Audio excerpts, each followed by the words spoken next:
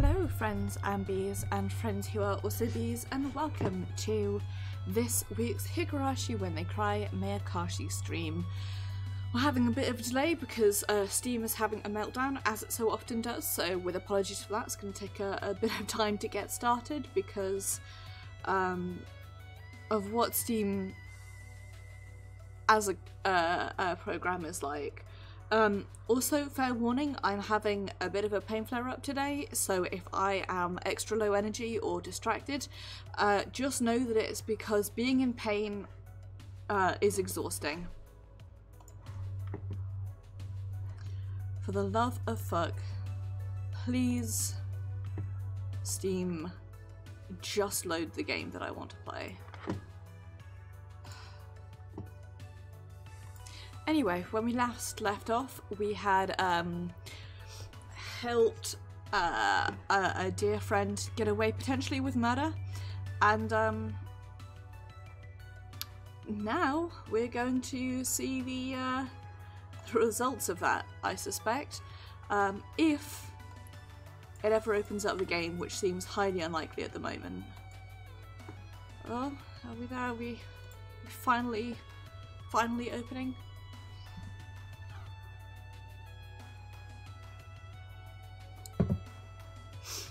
I'm just taking some painkillers.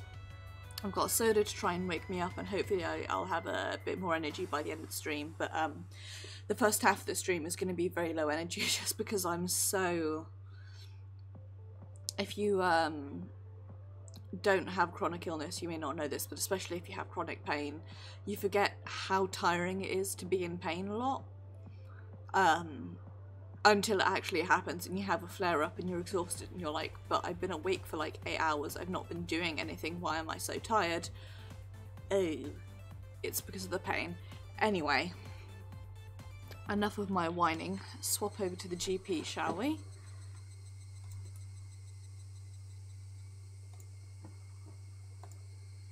This is when...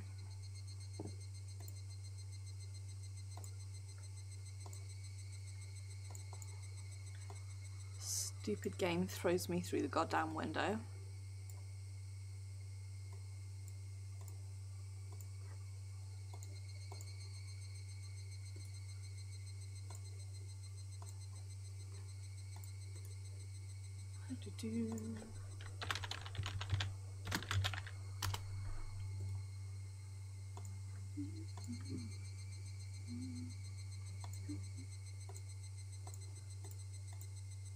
Okay, right, sorry about that.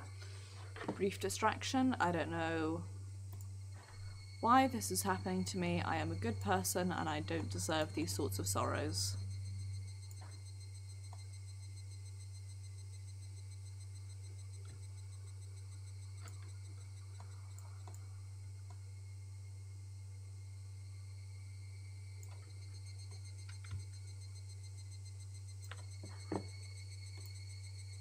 There we go.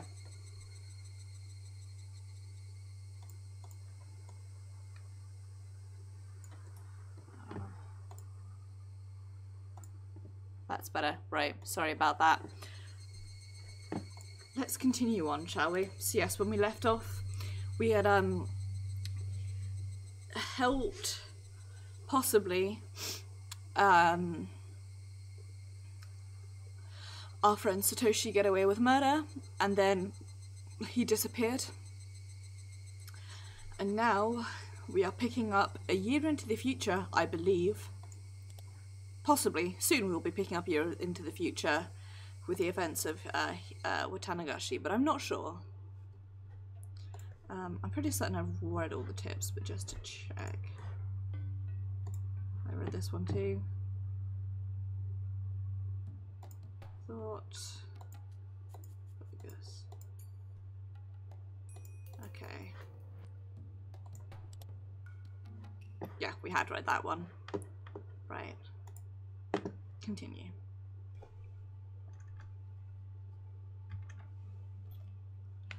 Eh?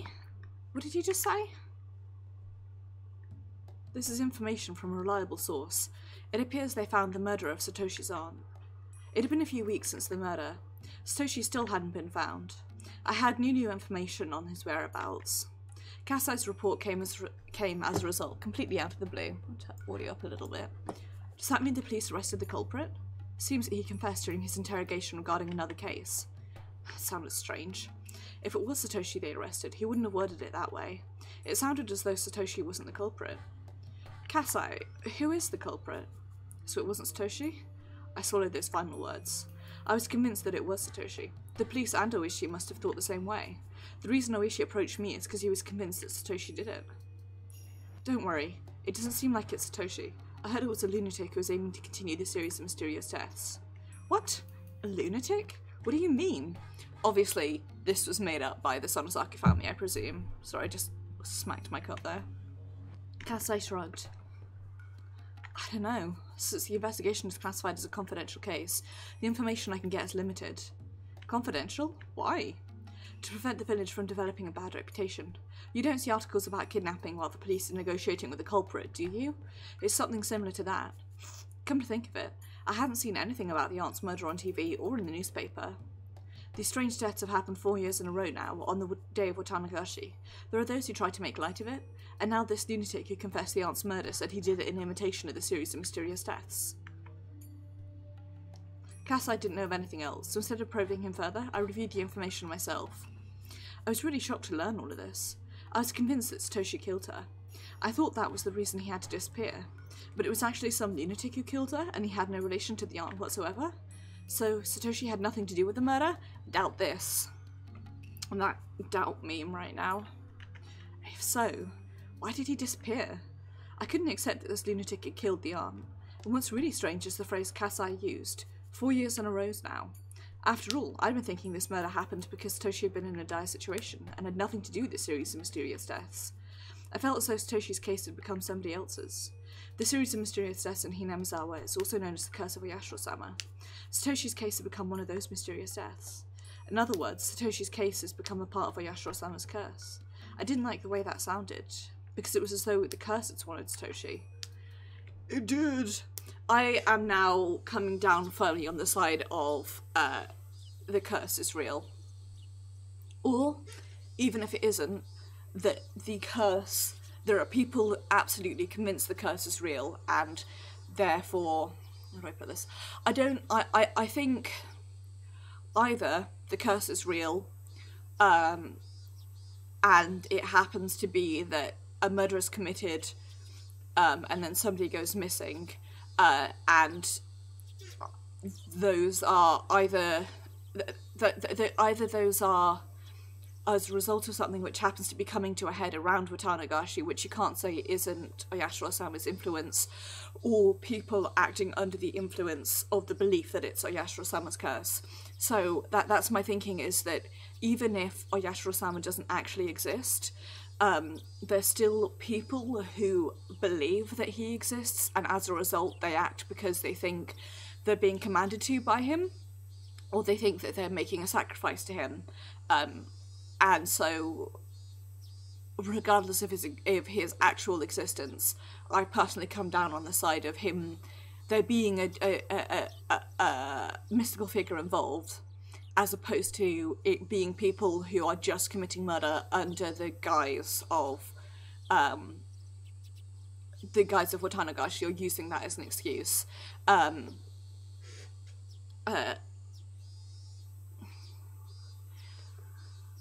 Obviously that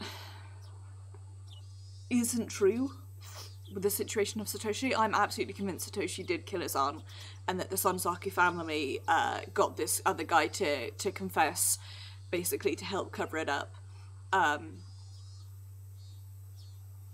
But you wonder if maybe, for example, he was influenced into it. That's what I wonder. I don't know. Unfortunately, we haven't been able to confirm the trip that Satoshi took a train to Tokyo. We don't even know whether he's in this prefecture, to be honest. Oishi broke the seal on a new can of instant coffee. I thought you knew his whereabouts already, since you seemed very convinced he was the culprit. Haha, you got me. Oishi chuckled and poured a cup of coffee, which looked far too hot. You have some good sources. Huh? It's a highly classified case, but you already have this information. I wonder who leaked it. Looks like we need to review our security precautions. Oishi smirked. Seemed he knew why I was here today. I'm one of the Sonozakis after all, and my ears are open. I smirked back at him. It's all about bluffing. Anyway, since we're friends now, why don't we have a chat? Hoo-hoo.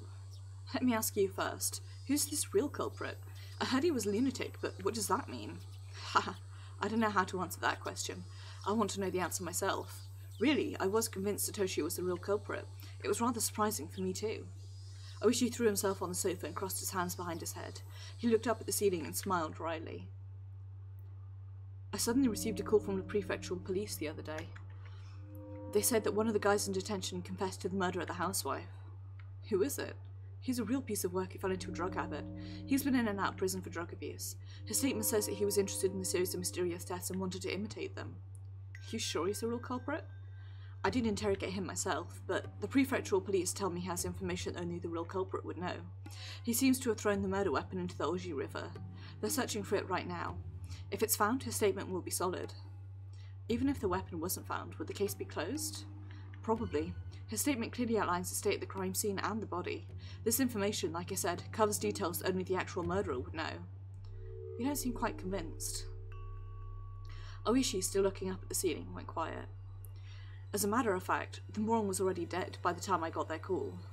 Dead? You know those spoons that are forked at the tip? They use those at the detention facility. I was told that he swallowed one and choked on it. They couldn't tell if it was suicide or was caused by some disorder. I imagine somebody swallowing that spoon and gagged. So the investigation hadn't been done that thoroughly, but although I'm not convinced, my superiors are. I think with that, the case will be closed. Oishi turned his eyes from the ceiling to me. He looked serious. This is just what I personally feel, okay? So please keep it between the two of us. I believe that this moron is some kind of mistake. Might be either a big misunderstanding caused by a chain of coincidences or, you know. Haha. I have no idea what you're talking about. I still believe that the real culprit is Satoshi Hojo. You sound confident. Unfortunately, we couldn't find anything to prove he was at the crime scene. We obtained a warrant to search his house after he disappeared, but we found nothing. But you still believe he did it? Yes. I wonder how you can be so sure even though you don't have any evidence. It's incredible. Is that supposed to be like the hunch of an experienced detective? Yep. It's the hunch of a guy who's been in this business for several decades. Oishi smiled in satisfaction, but I didn't feel relieved. Where did Satoshi go? His disappearance convinced me that he was the culprit. If he wasn't the culprit, there'd be no real reason for him to disappear. What if the murder actually was done by that copycat, and Satoshi's disappearance had nothing to do with it? In other words, what if Satoshi disappeared because the Sonozaki family didn't like my relationship with him, and he has nothing to do with the murder? Was Satoshi a culprit or a victim? Both.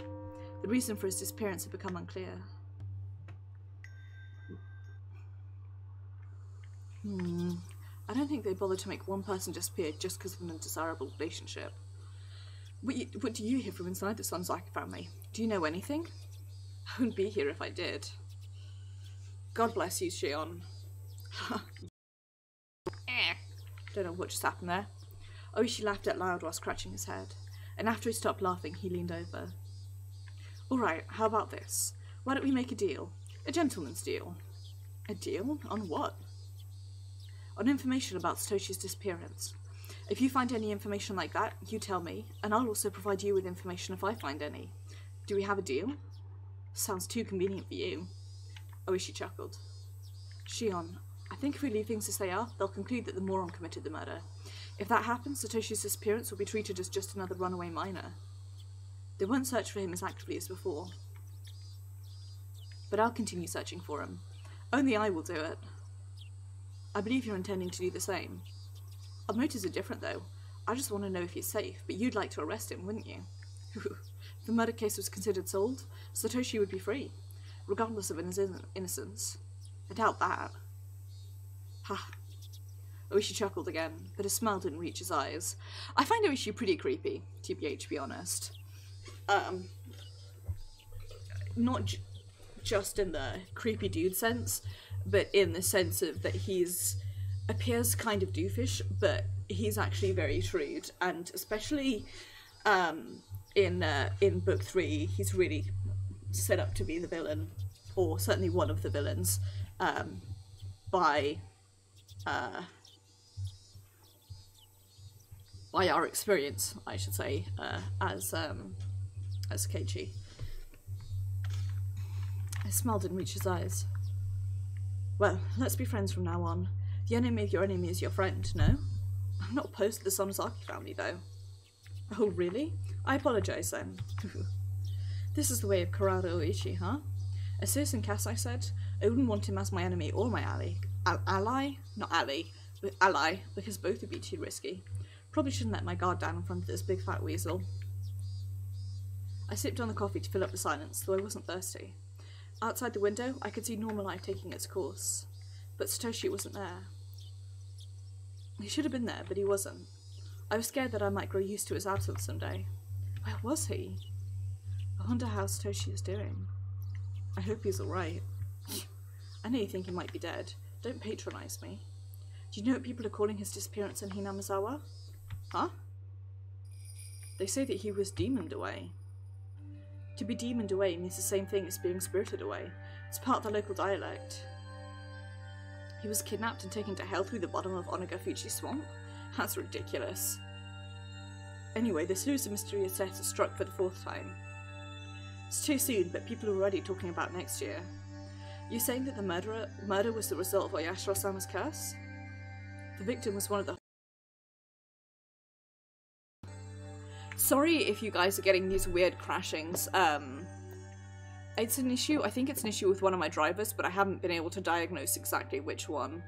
But it makes the screen hang sometimes. It used to happen with my camera. For a while my camera was causing it. And then I fixed that. And now it's happening. I wonder if it's one of my graphics drivers, but I feel like my graphics drivers are up to date, so who knows, huh? The victim was one of the Hojos after all. She was involved in the dam conflict, though indirectly. Really, it's not surprising that some people take an interest in incidents, because they do always happen on the day of Watanagashi. That's ridiculous too. Oyashiro-sama's curse? Though I said that, I couldn't quite wipe away the fear from my mind. I just remembered I need to change a thing. Bear with me.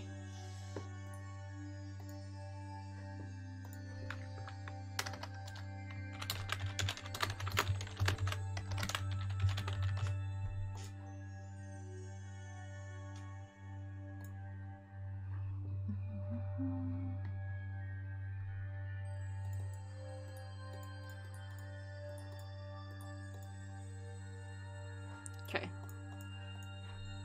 Sorry, I had to fix a thing in Streamlabs there. I couldn't quite wipe away the fear from my mind.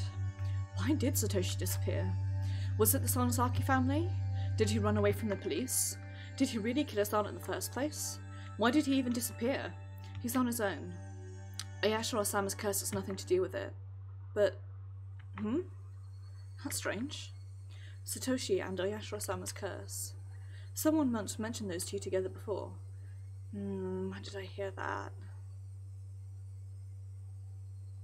Ah, that's right. That rainy day. It was Reina Ryugu who told me that when we were taking shelter in the shack. Ah, I remember the creepy story that she told me at the time. Satoshi wants to leave Hinamizawa and run far, far away, even if only unconsciously. That's what Reina Ryugu said. Reina had definitely pointed out that Satoshi wanted to leave Hinamizawa at that time. She also said, everything he's going through is a sign of Oyashiro-sama's curse. She said that for sure. She definitely mentioned Oyashiro-sama's curse. The series of mysterious deaths has struck 4 times. Was Satoshi being controlled by the curse? Is that why he killed his aunt and was demoned away?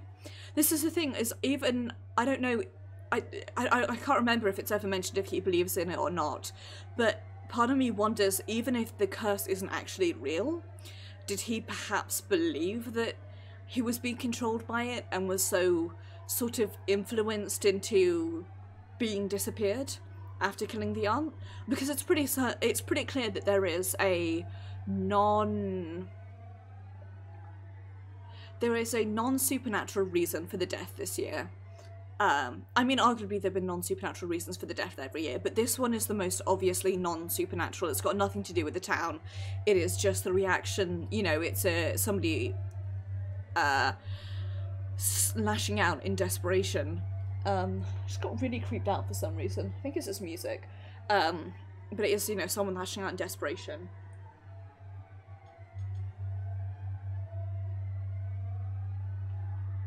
I got really creeped out. I don't know why. It's still light outside, so it's not like it's that dark in my room. So maybe it isn't music, or maybe it's just the thought of this. But I like opened up my window earlier, so my curtain was still slightly open. And as I turned around to close it, I had this moment of intense terror where I thought somebody was going to be staring at me through the curtain, and then I was going to shit myself live on stream.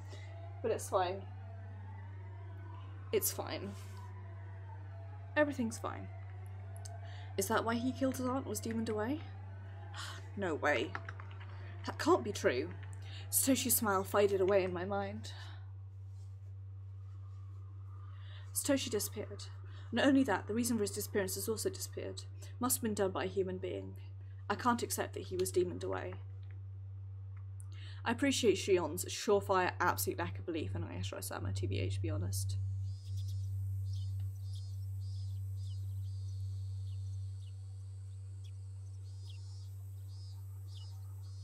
The achievement for this one, by the way, I believe, is where we make up with our sister, so...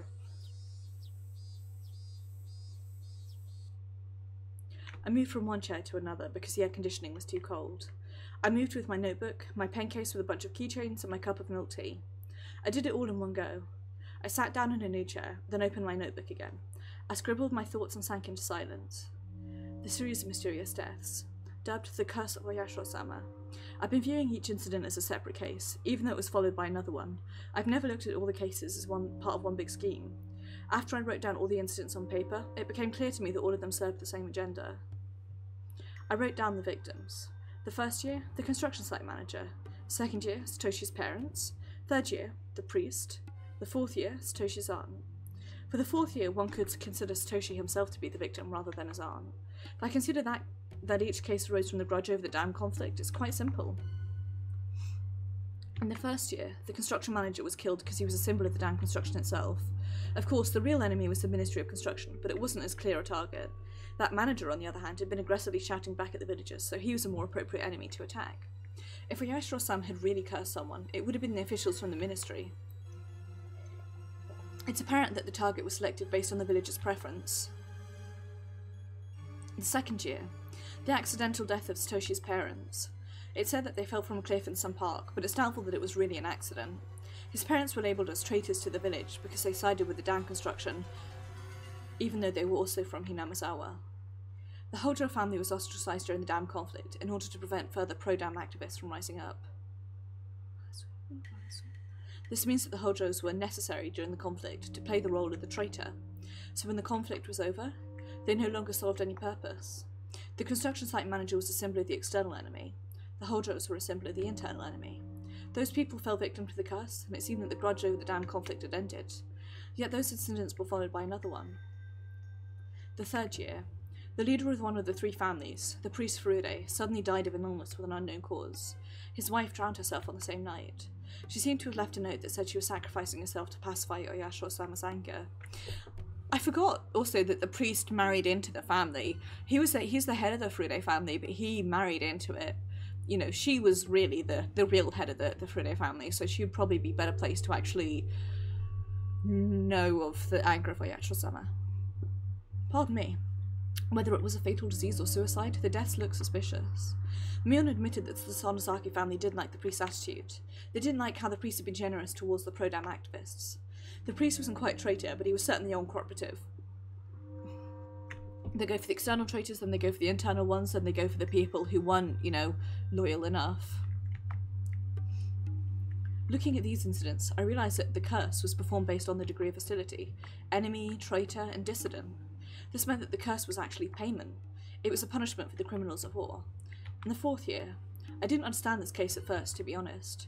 At first I believed this case was separate from the other ones, even though it occurred on the same day. I never thought that there'd be any relation to the other three. But when I wrote it down and looked at it objectively, the victim is a relative of a traitor. After enemy, traitor, dissident, relative of a traitor doesn't sound too odd. And this is what I originally thought in the first two, before we knew about the abuse. That was my original thinking. And that's part of why I wonder if maybe Satoshi was in part manipulated into carrying out the murder because it would be an enemy of the village, but also a personal enemy. But then you wonder why they would manipulate him into I don't know. I'm more interested in the disappearances anyway. It comes naturally as a fourth target.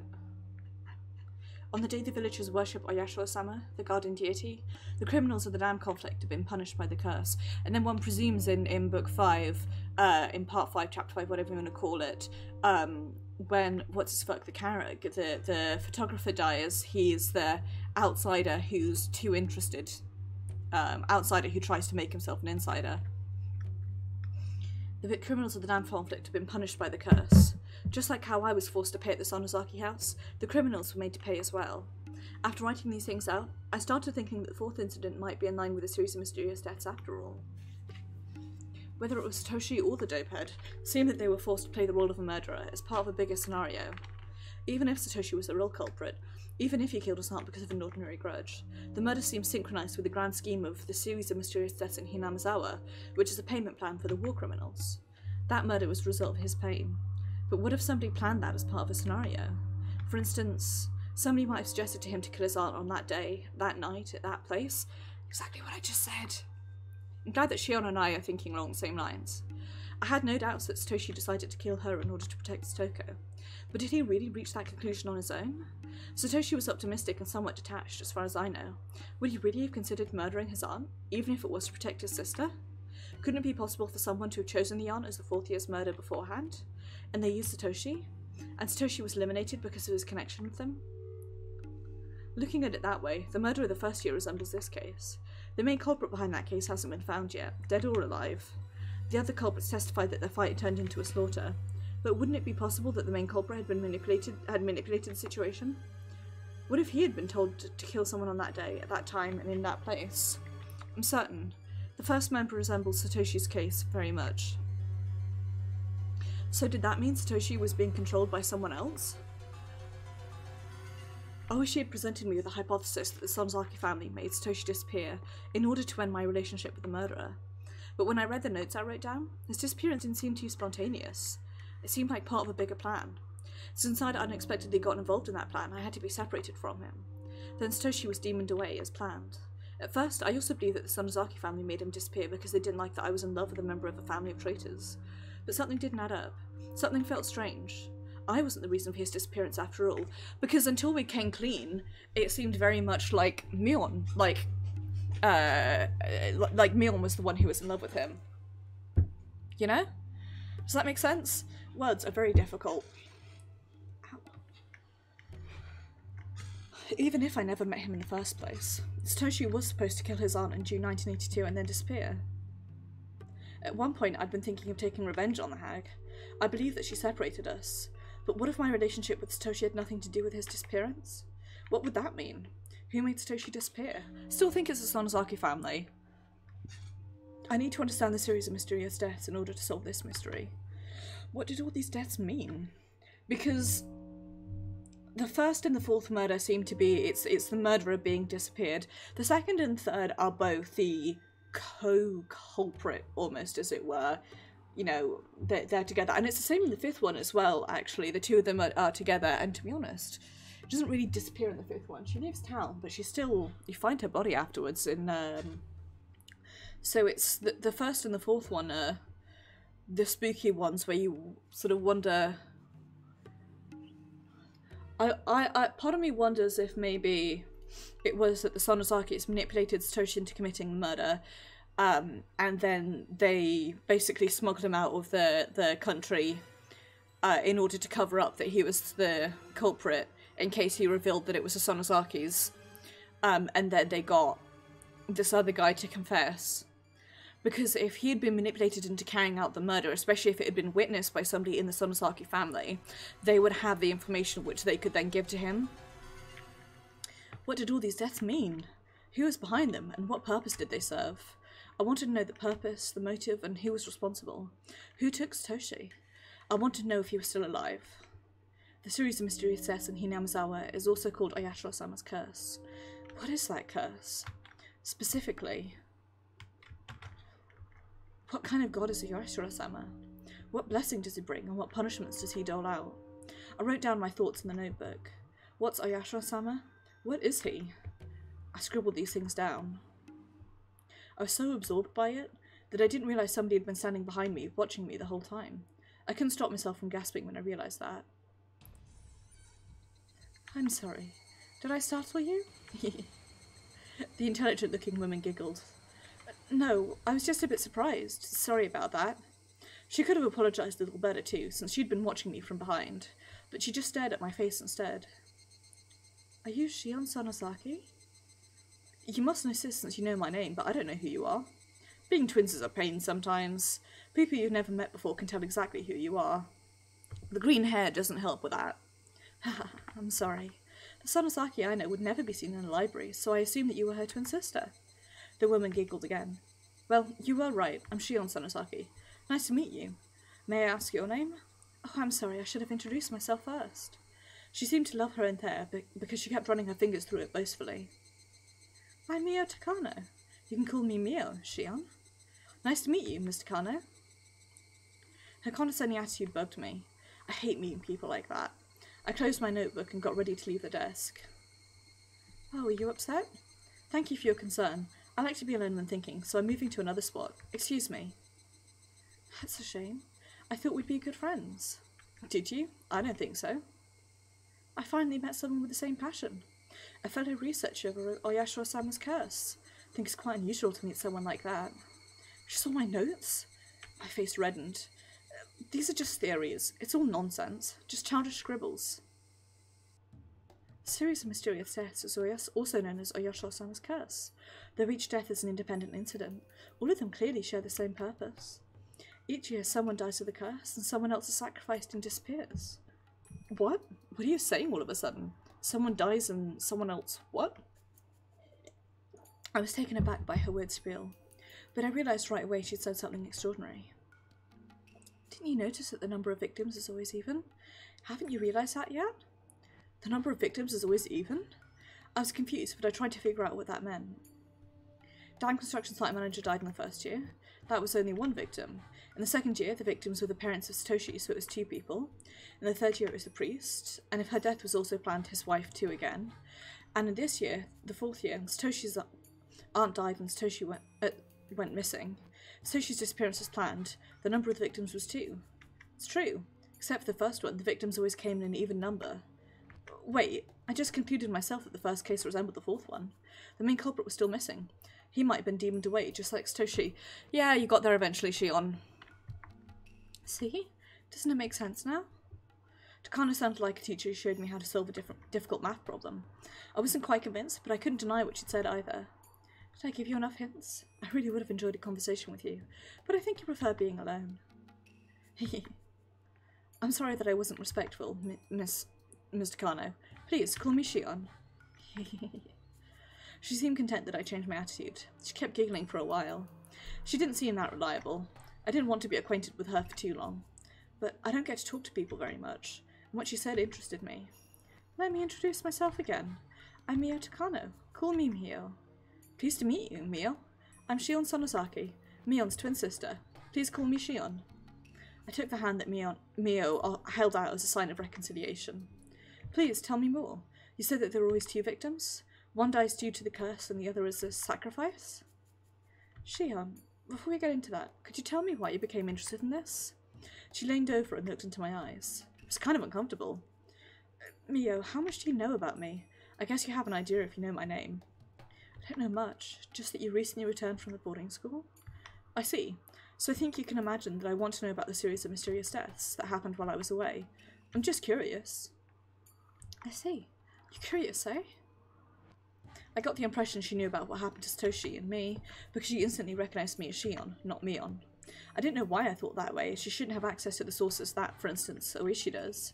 It was just the look in her eyes that made me think that way. Let me ask you a question this time. You called me a fellow researcher of Oyashiro-sama's curse, didn't you? So why are you researching the curse? You also stated that there's always an even number of victims in the mysterious deaths. It's true that Hinamizawa's mysterious deaths are often called Oyashiro-sama's curse, but why would you delve into the mysterious deaths if you're researching the curse itself? Shion, you're asking too many questions at once. I can't tell you what you really want to know. Oh, I couldn't say anything in return. Maybe I'd been too inquisitive. I'll answer your questions one by one. I'm not just researching the curse, as my subject is much broader than that. I'm researching the history of Onagafuchi village. In plain terms, I'm researching the dark and ancient history of Hinamizawa. Onagafuchi village? Isn't Onagafuchi the bottomless swamp some people believe is connected to hell? What dark history? I kept asking questions. Mio, however, looked pleased to hear them. Onagafuchi village is the old name for Hinamizawa, as it was known back before the Meiji era. Let's see the other artworks for her. Nah, this is still my favourite. I like this artwork the best. This style is, like, cute, but I think this one is my favourite. As it was known back before the Meiji era, about the dark history, you know a little bit about the man-eating demons, I assume. Ah, the man-eating demons, huh? That was a fairy tale told in Hinamizawa. A long time ago, demons came out of the swamp, and while the villagers battled with them, they ended up living peacefully together. The villagers transcended and became a sacred people, having demon blood in their veins. That long-forgotten fairy tale came back to my mind vividly. Hiccups.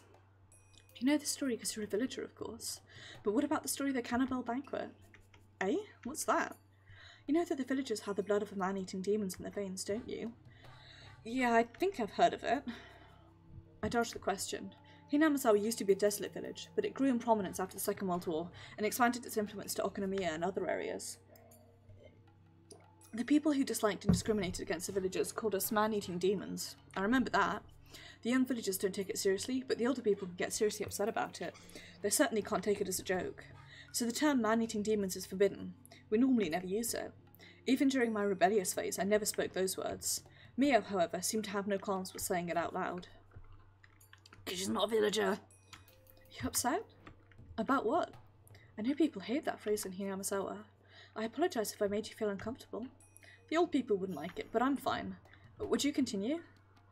Thanks. Okay, so the ancient villagers had a custom of cannibalism. They ritualised this custom and held various ceremonies based around it. The festival we hold in June isn't just an early summer festival. It used to be a banquet in which the villagers chased after a sacrifice and ate them. They bound the sacrifice to a table, gutted them, and dumped the organs into a river. Wata can mean cotton, but it also means organs. That's the root of the word watanagashi. Organ drifting. Watanagashi? Indeed. I believe they started using futon mats to cover it all up around the Meiji era, according to my research. They wouldn't be able to do that openly nowadays. Everything Mia was talking about sounded startling. I was just taken aback. I couldn't wholly believe it right away. She sensed that from my expression. It's not a hoax. I didn't make any of this up. If you promise not to tell anyone, I can show you my notes on Watanagashi. Mia took out a notebook from her bag and flipped through it. She appeared to be doing her research thoroughly. Thank you. I'd love to read it. Sure, I'd like to keep it confidential. But I guess I should share it with my fellow researcher. Mio handed me the notebook a bit hesitantly. It looked like it'd take a whole night to finish reading. It was densely packed with information. I saw copies of various documents and quotes in there too. It wasn't just some delusion of hers. You told me that one person dies because of the curse and another person is sacrificed and disappears, right? Person sacrificed and disappears. Satoshi had gone missing. Did he become a sacrifice? What is a sacrifice anyway? Mio looked pleased to hear my questions again. She took out another notebook and handed it to me. I think you'll understand when you read it, but I'll give you a digest version. Oyashiro-sama's curse is simply Oyashiro-sama's anger. In other words, the curse is caused by Oyashiro-sama's anger. Do you follow? Yes. You're saying that Oyashiro-sama was mad at the people who opposed the village during the dam conflict, and that's why the curse occurred. That's right. Oyashiro-sama's anger had to be pacified. If not, something even worse will occur. So all the successive priests at the Furude shrine had to perform a sacrifice every time the curse struck, in order to pacify Oyashiro-sama. It's called a sacrificial ritual. So each year on the day of Watanagashi, one person dies because of the curse, and another one is sacrificed to pacify Oyashiro-sama's anger, but only one person is actually murdered each time. I've never heard of human sacrifices being made. Naturally, there's no body. The ritual of sacrifice requires the offering be sunk into Onagafuchi swamp. That swamp is bottomless, and no one would ever surface what they were thrown in there. No body would ever be found, of course. So one of the victims is always thrown into the swamp every year? Does that mean that Satoshi is also at the bottom of that dark green swamp? I don't know. I'm not sure that they really throw them into the swamp. but those who make these incidents happen must be eliminating one person based on that legend. Each year, a traitor to the village dies on the day of Higurashi because of Oyashiro-sama's curse, and another person is sacrificed in order to pacify Oyashiro-sama's anger. That person's body will never be found because they are supposedly thrown into the bottomless swamp. Eliminate the use of he or she, use only they. Like, you can say he is, or she is, or they are, or other near pronouns, but no more he or she. Also, because if you have a document and it says he/she, that means it legally doesn't apply to me and I don't have to pay attention to anything in it. Yes, you get it. This series of mysterious deaths always involves both the curse and the sacrifice.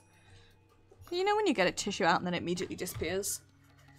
It's a system that allows 2 traitors to die every year. What I'm telling you now probably isn't sufficient, so it might be hard to grasp. Instead, I want you to take the time to read my notes. You'll see that what I'm telling you isn't too far from the truth after all. I heard a man's voice just then. A middle-aged man with a hat was waving at Mia from the entrance. Sorry, I think I have to go. I wanted to talk to you more, but I guess we'll have another chance to chat. I'll leave those notes to you. I'm looking forward to hearing your opinions. Mia wrapped up the conversation and headed to where the man was waiting for her. She left her old notebooks in my hands. Mia waved at me as she left the library with her companion. I took a seat again and opened what she'd given me. What bugged me was a series of mysterious deaths, also known as the Curse of Oyashiro-sama. Maybe I'd be able to get close to the truth by reading these notebooks. If I studied them carefully, I might be able to find out who was really behind the incidents. Why did Satoshi have to disappear? What was he involved in? How did that happen? Maybe Takano's notes would bring me the answer. Research notes. Mia Takano. I started flipping the pages, this time making sure no one was watching over my shoulder.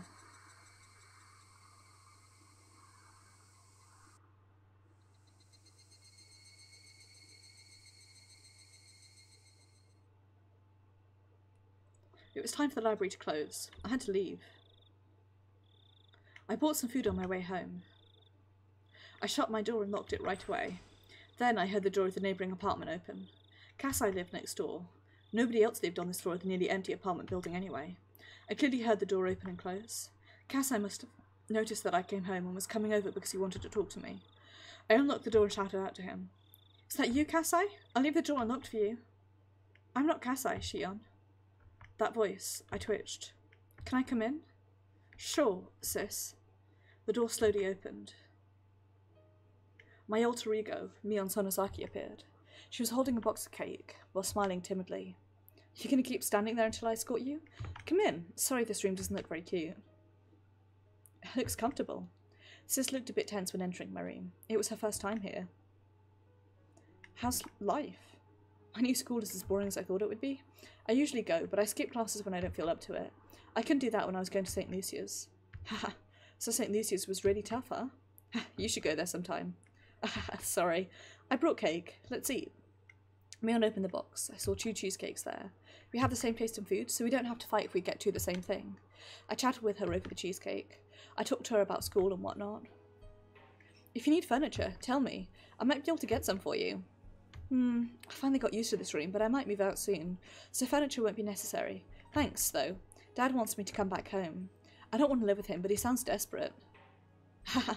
He'd be pleased if you came home. He looked lonely while you were gone. Ha, you can only say that because you don't have to live with him. Ha. Come to think of it, this is the first time I'd talked to Sis since I was allowed to live with Shion Sonozaki. She didn't look like how she was at the Sonozaki house that day. The successor of the Sonozaki family and my twin sister are 2 different people. The demon lives inside the leader of the Sonozakis. Our bodies are exactly the same, except for the tattoo of a demon on her back. Mion's destiny as the successor was set in stone when she got that tattoo. It's pretty simple. The Mion from that night was different from the Mion before me. When I was forced to tear off my fingernails, I'd momentarily despised her. But if I were the next leader of the family, I'd have done the same. Shion, how are your fingernails? The wounds have closed. I don't bandage them anymore because it looks too conspicuous, but my nails still look ugly, so I don't really like showing them to people. I sneered at her. I've forgotten how to speak, sorry. Displaying my incomplete fingernails. Mion grew quiet and looked down. You don't have to apologise. You did what you had to do. You just played the role of the successor. I'm not holding any grudges. I'm sorry. Okay, apology accepted, but If you apologise one more time, that'll be cancelled. I won't forgive you for the rest of my life. Huh? What do you mean? Once you start apologising, you never stop, so I'm cutting you off. Big mood. Will you really forgive me? About Satoshi as well? My heart ached when she mentioned his name. Felt just like the ache of an old wound. I figured you loved him. No wonder. I shouted it out loud in front of all of you. I'm not embarrassed anymore. Granny truly believes you've atoned. She thinks you've done all you need to do. Sorry, I'm putting lip balm on, which is why it's going slowly. So the matter is finished. That's good. My pain won't go to waste then. I wonder where Satoshi disappeared to, though. Ugh. Sorry, put the lid back on.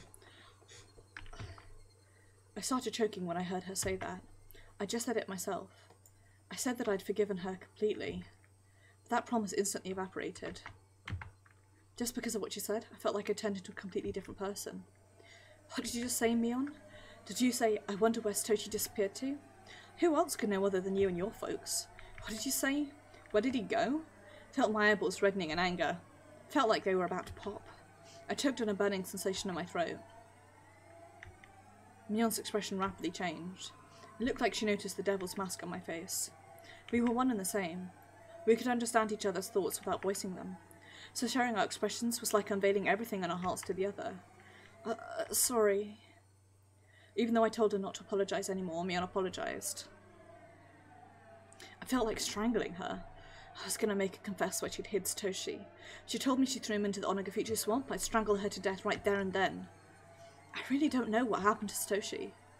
It's a lie. It's true. Granny doesn't know anything either. Please believe me. That's a lie. Are you saying that Oyashiro-sama's curse demoned him away? Can't be a curse. There can't be. Words kept coming out of my mouth like I was chanting a spell. I wasn't speaking by my own will anymore. It was the demon who was controlling me. The demon that had been sleeping deep inside me woke up and was speaking through my mouth. My hands, I mean the demon's hands, grabbed Mion by the neck. You guys demoned Satoshi away. You and the Sonozaki family. Give him back to me. Give him back. My hand slowly but surely squeezed Mion's neck. Mion put her hands onto mine. I looked at her fingers. 3 of the fingernails on her left hand look as ugly as mine. Mion? What's this? Tears rolled down her cheeks. She didn't have to answer. She had the same scars as I did. She atoned as well. The way those wounds were healing looked the same as mine. So did she get those wounds around the same time as I did? It was only fair that only you had to go through that. I felt so bad. Mion started sobbing. I stood there, petrified, still wringing Mion's neck. Since I found out you loved Satoshi, I really wanted you to be happy, because it's always only you who has to suffer, even though we're twins. It didn't come as a surprise to me that Mion might also have loved Satoshi as I did. We've always liked the same stuff, and even the same people. She was stupid enough to feel obligated towards someone like me. I told Granny to leave you and Satoshi alone. I shouted at her. Then she said she'd let you be if you atoned with sincerity, and you did. So you were supposed to live happily with him, but Satoshi has gone away. That's terrible. That's... Mion isn't smart enough to shed crocodile tears. Those tears were real. Her tears dissolved my demon's anger like how the sun melts ice. Believe me, Shion, I really don't know why Satoshi disappeared. Neither Granny nor the Sonozaki family have anything to do with it. Granny forgave you, so she'd never do anything to him. Mion, I'm so sorry. Did I hurt you? I took my hands off her neck and held her instead. I'm not hurt. You've been hurt a lot more than me, haven't you? I can't do fake sobs, so just imagine they're happening.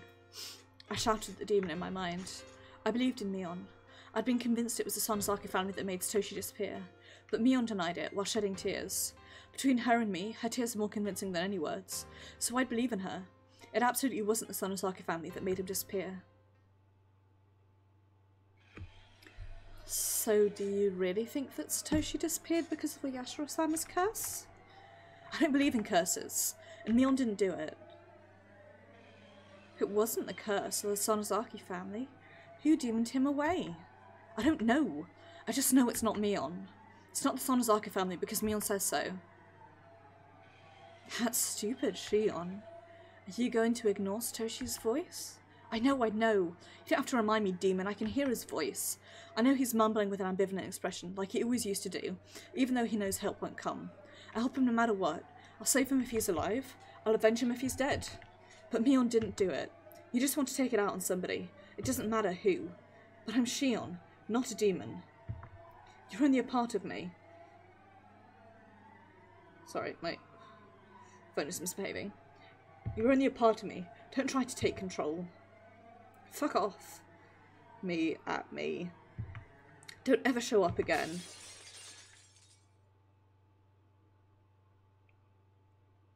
The demon faded away. My body went limp, and I fell to the floor while holding Shion. Mion, rather. Shion, are you alright?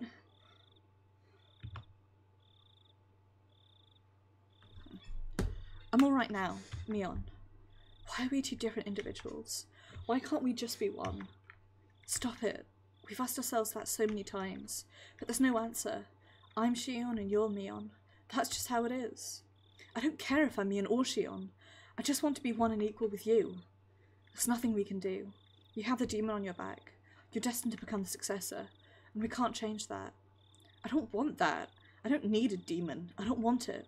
I'm not a demon. I'm not. I want to be a human like you. Mion is a demon, and Shion is a human. Even though we're twins, there's a difference between us.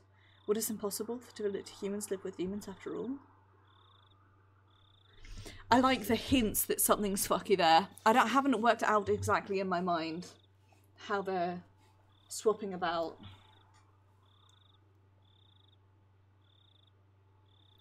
Given that it was us, the POV character who says they're Shion, who just mentioned talking to the demon in their mind. Certainly in Higurashi, it seemed like Mion was possessed, but, you know, wink. It should be possible, because they did it before. That's the legend of Hinamizawa. Humans and demons lived in harmony together, as Oyashiro-sama watched over them. Mion, Shion, Satoshi, demons, humans, Oyashiro-sama's curse, the series of mysterious deaths, Satoshi's disappearance. We fell asleep while holding each other, while holding everything. I'm so tired. All the energy I had earlier is just drained out of the bottom of my feet. I'll probably eat something, I guess. I just feel like shit. Health-wise, that is. I sort of want to go for a walk after stream, but I also kind of worry that I'll be in too much pain to go anywhere. We'll see. Maybe I will, just to get out flat. I saw Mia Takano a few times after that. At her core, she was fascinated with the bizarre, and she had an insatiable curiosity that was just strong. I have to remind myself not to take a story too seriously, otherwise I might start believing that Satoshi disappeared because of the curse. She talks about the dark history of Hinamizawa a lot. It's all very interesting. Her theories are based on nothing but conjecture, but some of her intuition covers fact that only members of the Sonozaki family would know. She thinks that Oyashiro-sama's curse is a continuation of these ancient rituals. In other words, she believes that the curse is performed by religious fanatics. According to her theory, a religious cult once existed in Hinamizawa, and the three families stemmed from it. She believes that they're operating behind the scenes in order to revive the dignity of the Onagafuchi people, which was lost during the Meiji era. Mio's theories are far-reaching, and looking at them on a larger scale, they end up making a lot of sense, but they can't offer any explanation for Satoshi's disappearance when using them on a smaller one. I still think that even if Mion and Oreo don't know what happened, I personally think he was demoned away, whether that means actually demoned away or just like sent from the country under witness protection, as it were, or under criminal protection by the Sonozaki family, or perhaps by the Yakuza, Sonozaki Yakuza's words, to cover up for the murder that he committed. Or they could have like also just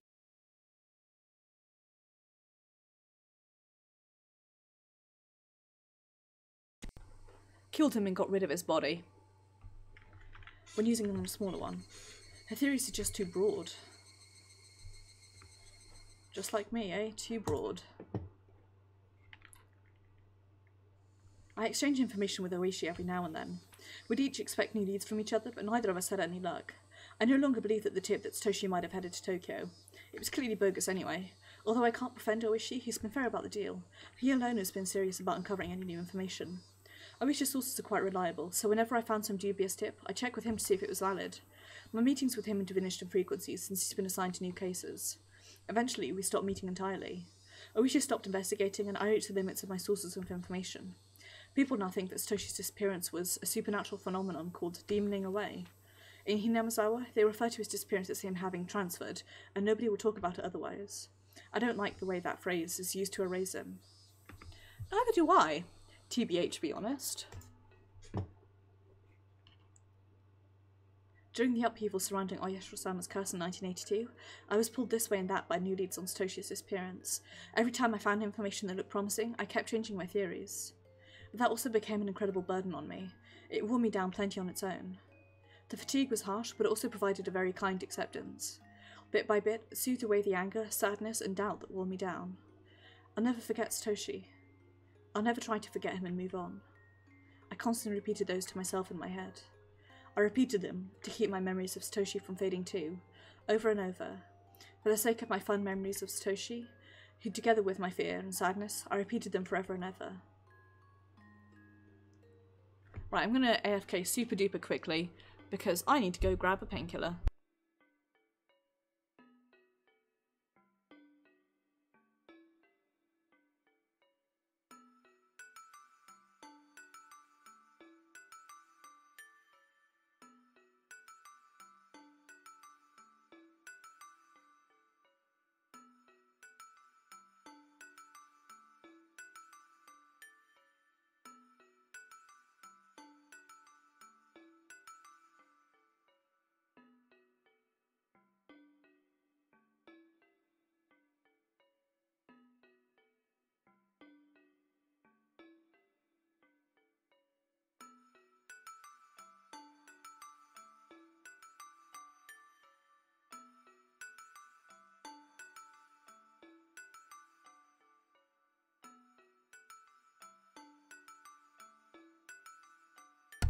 I'm back.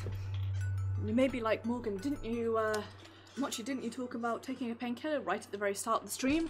And the answer is yes. And then you may be like, are you just filling your body with various chemicals in the hope that one of them will help with your pain flare-up? And the answer is also yes.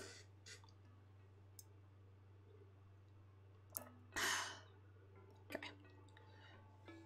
I've got 2 painkillers that I can take. One of them are these tiny little, like, nubs. They are, like, teeny tiny, like little dot candies, and they're really easy to swallow. And then the other one is like a horse pill that's really painful. So I'm always a bit careful when I swallow that, because if I'm not careful, it burns the shit out of my throat as it goes down. Right. I think I know where we're going with this next one, but let's go. Drifting into the future. A love that is light and fleeting like a soap bubble. If he seeks the sky, it will break and vanish before long. The girl's thoughts weren't granted. The tears that were shed changed the colour of blood and yearned for a sacrifice. The sadness that pierced her transformed into rage and ultimately to murderous intent. Everything was absorbed in pure black, and the darkness continued to spread. In the end, even to herself. Meakashi. Would it be better if I hadn't been born? This blood-stained hand couldn't even grasp the air. AD 1983. I think I'm going to throw out the hand cream that I have because it's too goopy and get at something new. Fourth year of the series of mysterious deaths on Hinamizawa, also known as Oyashiro-sama's curse, 1 year after Satoshi Hojo's disappearance. I hadn't been able to get used to my new school in Okonomiya, but I had some friends there now. Since I got a part-time job at my relative's store, I had some extra pocket money too. I ended up living with my parents after all, so I didn't have to pay for living expenses. Felt great to get to freely spend the money I earned from working. I still use the room Kasai set up for me from time to time. It was a convenient hideout when I didn't want to see my parents. In fact, I was planning to spend a day there today. Damn that teacher. She told my parents I was skipping classes. My dad got upset, and that was why I didn't want to stay at home. I had been asking for it, though. My teacher should know that my dad is a Yakuza and that he gets really scary when he's mad. On the whole, my life had been going well so far, except that it was boring. The reason I could enjoy this lifestyle is probably because I had to live in secret before. It was a great relief to be able to live without having to fake my identity. Well, that might have been a valuable experience. I think I learned from it. I was going grocery shopping and thought I'd got enough food for a week or two. My parents would appreciate my presence more after missing for me for a week. I was doing this for their sakes. Oh wait, isn't there a 100 yen sale today? Yeah, there is. I knew how to save my pocket money. I was in a good mood. I spun around with my arms spread out. Felt like I was inside a little whirlwind. My arm hit a motorcycle parked on the sidewalk. It obviously wasn't where it was supposed to be. Ow! You parked this motorcycle here. Gave the motorcycle a kick with no hesitation. There were 3 motorcycles lined up in a row. They all fell like dominoes. It was beautiful and so much fun. Oh, this was odd. Felt like I'd gone through the exact same experience before. Sure have! While blinking my eyes in an effort to recall when it was loud. Some people grabbed me by the neck and dragged me into a dark alley. It looked like these punks were the owners of those motorcycles. They started shouting at me. This really was strange. I was having deja vu. Fuck are you, bitch? What do you think you're doing, huh? Fucking bash your head in, bitch. Ah, gotta pay for what you did. That's right. It was when I met Satoshi for the first time. He came to save me. I've pretended to cry again now. Would he come to save me again? I made a wish, and I started pretending to cry and beg for mercy. At that time, I doubted my ears. Cut it out. Can't you see she's crying? It was a boy about my age. I couldn't quite see his face because of the light illuminating him from behind. Satoshi? Of course it couldn't be him. Couldn't be. Hi Nagels, I hope you're doing well. You have come just in time for me to get incredibly confused because this is absolutely not how this went down. We've like just reached the start of Shion's perspective, possibly inverted commas, Shion's perspective of Watanagashi. And this is definitely not what happened. In Watanagashi at least. Maybe this happens... I'm full of confused cat energy, but having fun nonetheless. Anyway, how are you? I hope you're doing well. When I snapped out of my daydream, I realised that it wasn't Satoshi after all. Whoops, wrong button, my bee. He looked less gracious than Satoshi, so to speak. If Satoshi was pristine and untouched, then this guy would have scratches all over him. Let's try out the other artworks for him. Definitely prefer this one. That original artwork is wearing some sort of weird coat. I don't know, the clothing for the original ones always looks slightly odd. Definitely prefer these. But although they were completely different, I got a similar impression from him somehow. The hell? What the fuck are you? You want to get hurt or what? Fucking say something, son of a bitch. Boy looked a bit taken aback. Ah, well, just thought you might want to let her go because she's crying, so... Huh? The fuck you think telling us what to do? Oh, whoa, hold on. I'm against violence. Haha. What was up with this guy? I felt ashamed that I mistook him for Satoshi even for a moment. He seemed cool at first, but he wasn't as cool as Satoshi after all. Well, I mean, I'm sorry that your motorcycles were knocked down, but I hope you don't feel too bad about it. How can I make you feel better? Of course, we don't have any money on us, you know? Haha. If you don't got money, then you've got no money. Gotta pay with your body.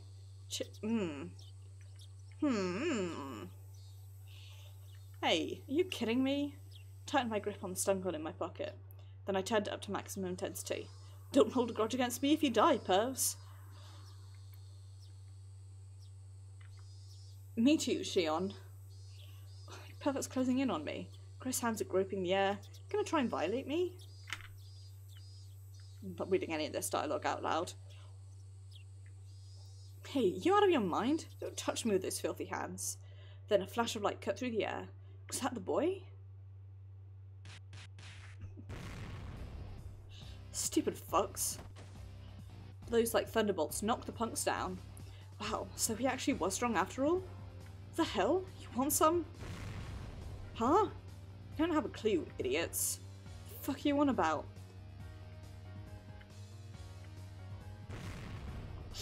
Not reading this dialogue out loud.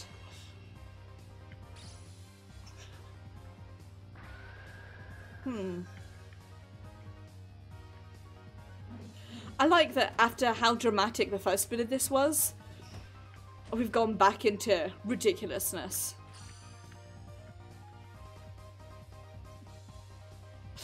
It's a difficult spirit of Yamato to Yankees parachuting down from B-29s.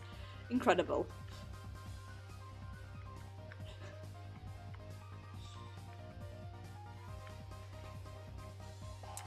I'm just skipping past all this dialogue.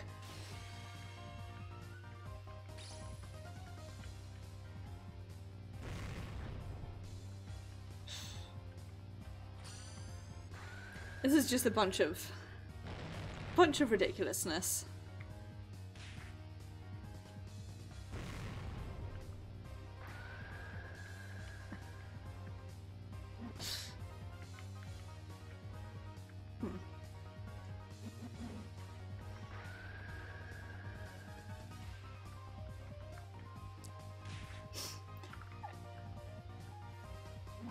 Basically Keiichi fucking about.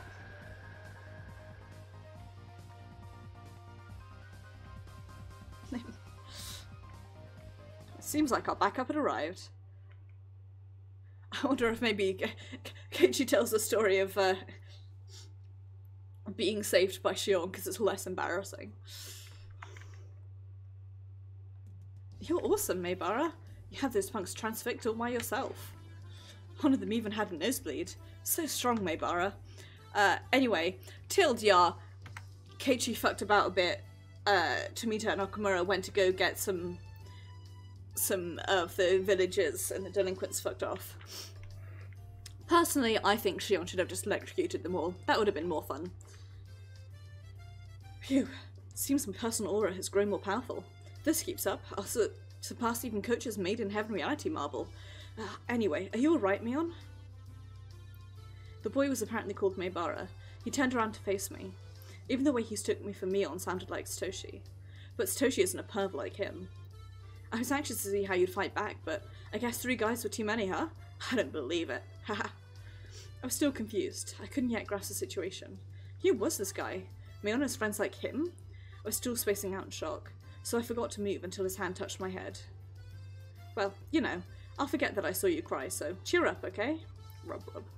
Boy called Maebara stroked my head roughly. Didn't feel good. It hurt, actually. But still, his hand had the same warmth. Later on, Mion told me about him. He was called Keiichi Maebara. Keiichi for short. He's 1 grade below us. Not only that, but he's just moved to Hinamizawa. Thanks to his attitude and lack of manners, he'd already become an idol in their class. Mion joyously explained all of this. Sure, he sounded like a fun kid. I knew why Mion was into him, but Satoshi is way cooler. He wasn't worth stealing from Sis. Or was he? My heart throbbed. I was excited. Felt like I'd gotten a new toy. I was curious as to what kind of relationship Mion intended to build with him. I'd love to tease her about it.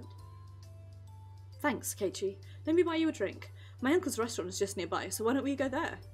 Satoshi would refuse out of modesty. But Keiichi Maebara said, okay, within 2 seconds. Well then, couldn't wait to tease the 2 of them. My boring life suddenly became bright again. I too instantly go, hell yes, when somebody offers to buy me a drink, unless it's a deal, in which case I go, But free drinks are always accepted. Hey, whoa, don't cling to my arm. Oh, don't you like it? Well, I don't hate it, but it's just that... Shion teases him. Oh, hiccups. Soda too quickly. Keiichi Maebara was fun. Mion thought the same way I did. She would always talk about him. I was happy for her. It made me smile. I guess Keiichi really is your favourite, huh, sis? What's the most interesting thing about him? Let's see. To put it plainly, he's just funny. For example, just a couple of days ago in the club, Mion really liked him, but didn't seem to think it was love yet. She was reserved in that area, so that was really like her. I think the word you're looking for perhaps is emotionally constipated. As for me, well, I didn't hate him, but my feelings weren't the same as Mion's. Keiichi was just too childish compared to Satoshi. I wondered how Satoshi was doing. Was he waiting for things to cool down somewhere far away? The case had already been solved, though. That dopehead was the murderer. There was no reason for him to wait anymore. I shook my head. Shouldn't think about it too much. Oh wait, I know. The case was confidential, so the arrest of the culprit hadn't been made public, so Satoshi hadn't realised that he could come back. I know he's a little bit thick-headed. Maybe he'd be waiting for things to calm down until the end of time. But if so, couldn't he give a call to Stoko at least? He should tell her he's living in a faraway place, that he'd be coming home soon. Ah, stupid Stoko. She'd been living with Rika Furude ever since Satoshi went away, so nobody would pick up the phone even if he called. Stupid girl. Don't you want your big brother to come home? Given Satoshi's personality, he wouldn't remember any phone numbers other than his home number, so he wouldn't be able to contact anyone in Hinamizawa. Maybe he's been calling Stoko every night. He keeps ringing, but nobody picks up. Then he'd assume Stoko might be taking a bath or be in the bathroom. He put on a puzzled smile, mumbling, like always. I imitated his voice without realising it. After that, eh? What? What's up? Didn't you say something, Shion? I laughed it off and urged Mion to continue. I realised then that her tone had changed. I hadn't been listening to her because I was thinking about Satoshi. I thought she was still happily talking about Keiichi, but Mion sounded grim now. Her faint smile looked pitiful. It was too late to ask what was going on, so instead I concentrated on her story instead. After all that, Uncle gave everyone $1 as a thank you gift. Everyone except for me. Okay, except for you. I wanted one too, but I couldn't say it in front of everyone. You still can't express your needs, huh? And then? Mion sniffled. I realised that she was on the verge of tears. The cutest doll was in Keiichi's bag, and he wanted that doll? Didn't matter which one, but although Keiichi knew only I didn't get one, he didn't give it to me. He didn't give it to me. He said the doll wouldn't fit me and that I should be born as a boy in the next life. That's what he said. I'm still convinced that Mion is our non-binary bicon. Just saying. That was Keiichi's weak point. He might be fun and popular, but he wasn't mature. We know this for a fact. He's also kinda dumb, in the thinking department. He wasn't mature, not like Satoshi. I want to start all over. I want to go back to when I just met him and start all over. I want him to treat me like a girl from the beginning. Don't take it too seriously. It'll be okay, because it's just you who wants to start over while he didn't even notice anything wrong. It'd be harder if you guys fought over it or something. Can I start over? If you didn't cry in front of him, it's not too late. You can cry as much as you want now, and even if you show him a different side of you from tomorrow on, you can still fix it. Okay. I'm amazed how insensitive he is, but part of that is just the impression you've been giving him so far. If you change your attitude from tomorrow on, you can still change his mind. How do I change my attitude? How? If I tell you to act cute, you start going to school in pretty clothes. So don't think, and just be natural. But without overdoing it, pay attention to how you behave around him. And don't forget to be cautious of Reina. She's a bit ahead of you so far. Keiichi might prefer Reina at this point. That's true. Reina's really girly. She's cute and caring. That just means you can't slack off even for a moment, sis, because you got a rival. Tears can attract men, but they don't anchor them. You should always be smiling, but cry when it really counts. That's how you typically do it. Maybe I should try that on Keiichi myself. No, don't! He's the boy you like, so I guess it's natural that I like him too. How can I contract him? Hey sis, why don't we have a competition over him? No, never. I'll kick you into orbit if you come near Hinamizawa. I love that phrase, I'll kick you into orbit. Also, I guess this is indeed why I can't believe that they would get into a sibling spat over a boy. Especially given that Shion is like committed to Satoshi still.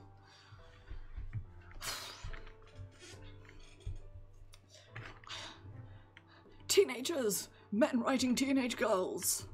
I'll kick you into orbit if you come near Hinamizawa. I'm happy for you, sis. It's not too late at all. It's important to know the distance between the boy you love and yourself, and shift the way you appeal to him to compensate. The boy I love is missing, you know? I don't even know where he is, or when he's coming back. Compared to that, you're very lucky. Mion was saying she'd do her best from tomorrow on with red tearful eyes, but I sensed a deeply negative feeling emerging inside me. Nobody was blaming Mion for being happy with Keiichi. I wasn't envious, I wasn't jealous. I didn't want her to be blamed the same way I was blamed. It was just that there was no space for Satoshi in Mion's mind anymore, filled as it was with Keiichi and her other friends now. It didn't matter to her if Satoshi came back or not, just like how she didn't care if it was sunny or rainy tomorrow. What about me then? Had I been thinking about Satoshi all the time for the past year? I wasn't proud of my own answer. I'd become used to life without Satoshi. His absence didn't hurt me anymore. I was getting used to life with Keiichi Maebara, and if I let my guard down, he might just fill up the space I'd been saving for Satoshi. If Shion Sanozaki had prayed harder for Satoshi to return, she might have come home already. I've forgotten how words work. If Shion Sanozaki had prayed harder for Keiichi to come home, he might have come home already. Where did Satoshi go? Last year, right after his disappearance, I paid close attention to the information circulating in the Sanozaki family and its underground connections, and I frequently went to the police station to check with Oishi for new information. Even with all that, I couldn't get any leads on his whereabouts. I think it's the Sanozakis. I still do. I think they just demoned him away to cover up for the murder. Either by actually smuggling him away, or by just killing him and hiding his body. I eventually became interested in Oyashiro-sama's curse, which surrounded Satoshi's disappearance. I researched the dark history of the village. The more I looked into it, the less likely his survival seemed. I'd returned Mio's scrapbooks to her, and then I hadn't gone to the library since. I started a new life and a new school. I'd made new friends, and in the same way as falling leaves cover the ground, I felt like I was losing sight of what was really important to me. It was already almost the end of spring. They said that summer was coming early and that it'd be very hot this year. Normally it'd be the rainy season now, but we'd had no rain at all. The Watanagashi festival was right around the corner. Been almost a year since Toshi went missing. In Hinamizawa, they don't allow you to talk openly about Oyashiro-sama's curse or the series of mysterious deaths, so everyone acts like the murder of Satoshi's aunt never happened. That's because Satoshi Hojo was a member of the family of traitors. He fell victim to Oyashiro-sama's curse on the 4th year running. He was demoned away. Everyone was trying to forget about his existence and erase their memories of him. Don't make him disappear because of the curse. Don't erase his existence. Satoshi was living in Hinamizawa just a year ago. He went to school. He was an A student. He was a member of the Hinamizawa fighters. He could never hit the ball when it really mattered. He was unreliable but pure. He was warm. Because of the curse, people made him disappear. They stopped mentioning his name and acted like he never existed. A new resident like Keiichi Maebara wouldn't even know him. He seriously believed that Satoshi had transferred out. Oh, I miss you, Satoshi. I want to go shopping with you again. I want to be in a baseball game with you again and get a cold drink afterwards. I want to tease you and I want you to stroke my head again. Your hand was so warm. I felt as if my whole body was being caressed. Satoshi. I had this moment of terror where I thought I'd been muted for the whole time. I haven't opened the notebook in a while. My feelings have been written down for over 150 pages. The notebook is key to my heart. The other me, who's been sleeping since last year, is slowly waking up. I'm really interested in seeing Shion's side of the events of Watanagashi. Because I have the distinct feeling somewhere in my bones that something weird is going to happen, but I'm really interested in actually seeing it on the story. I'm quite impressed by your dirty deeds, Keiichi. He is a boy, after all. Shion... Keiichi looks confused. Did you hear that, sis? We're not playing tug of war here. You're trying to tear Keiichi apart? I'm not playing tug of war. You're the one who's stretching him. Go back to Okonomiya, Shion. Okay, I will. Oops. I let go of Keiichi suddenly, so he and Sis flew off like a rubber band. Keiichi rolled on the ground while Sis was stuck in a bush head first. Ah, what lively people. See you, Keiichi. Sis might assault me if I stick around any longer, so I'll get going. Oh, Shion. Thanks for today. Ah, forget it. I didn't do much. See you, Shion. His hand landed on my head. Rub, rub, rub. He stroked my head pretty roughly, but the warmth reminded me. Excuse me, I'm going. See you, sis. Don't ever come here again. Reina, keep your eyes on her. Stoko, set traps. Rika, purify this area with salt. I love Mion so much. Mion is our non-binary bicon. The warmth remained on top of my head. It felt ticklish and sore. I had to stop. I got off my moped and pushed that aching spot against the telephone pole, although I also love Shion because we stan a teenage girl on a motorbike.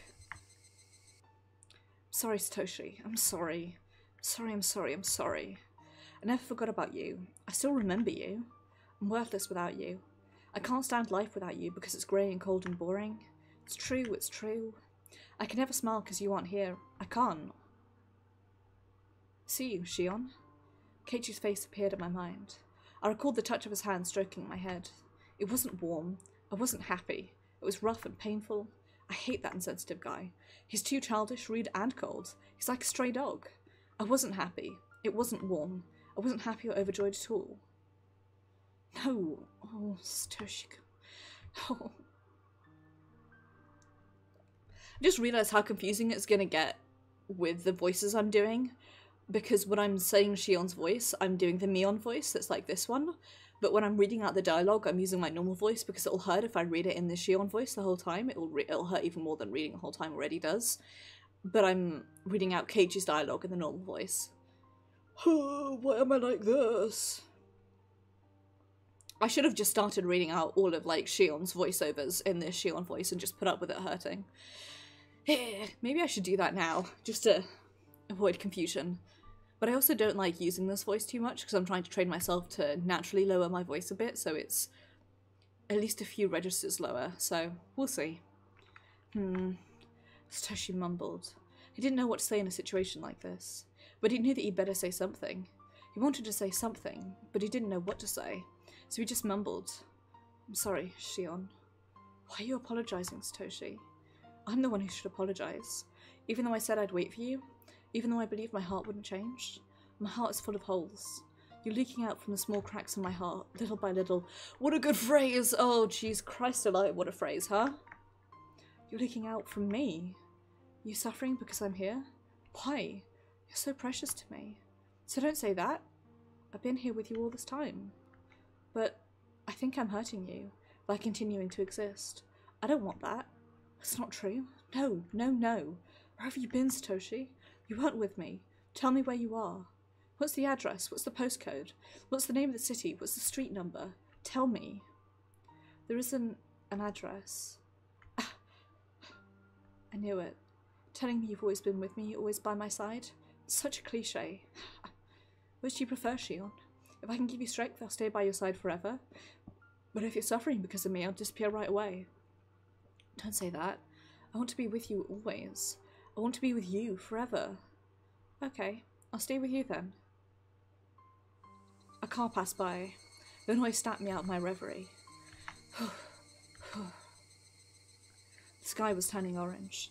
I should get home before it gets cold. I should go home to Okonomiya. You're with me, right? Are you with me right now, Satoshi? I walked back to my moped. My feet sank into the grass. Crunch, crunch. I stopped when I reached my bike. But then I heard...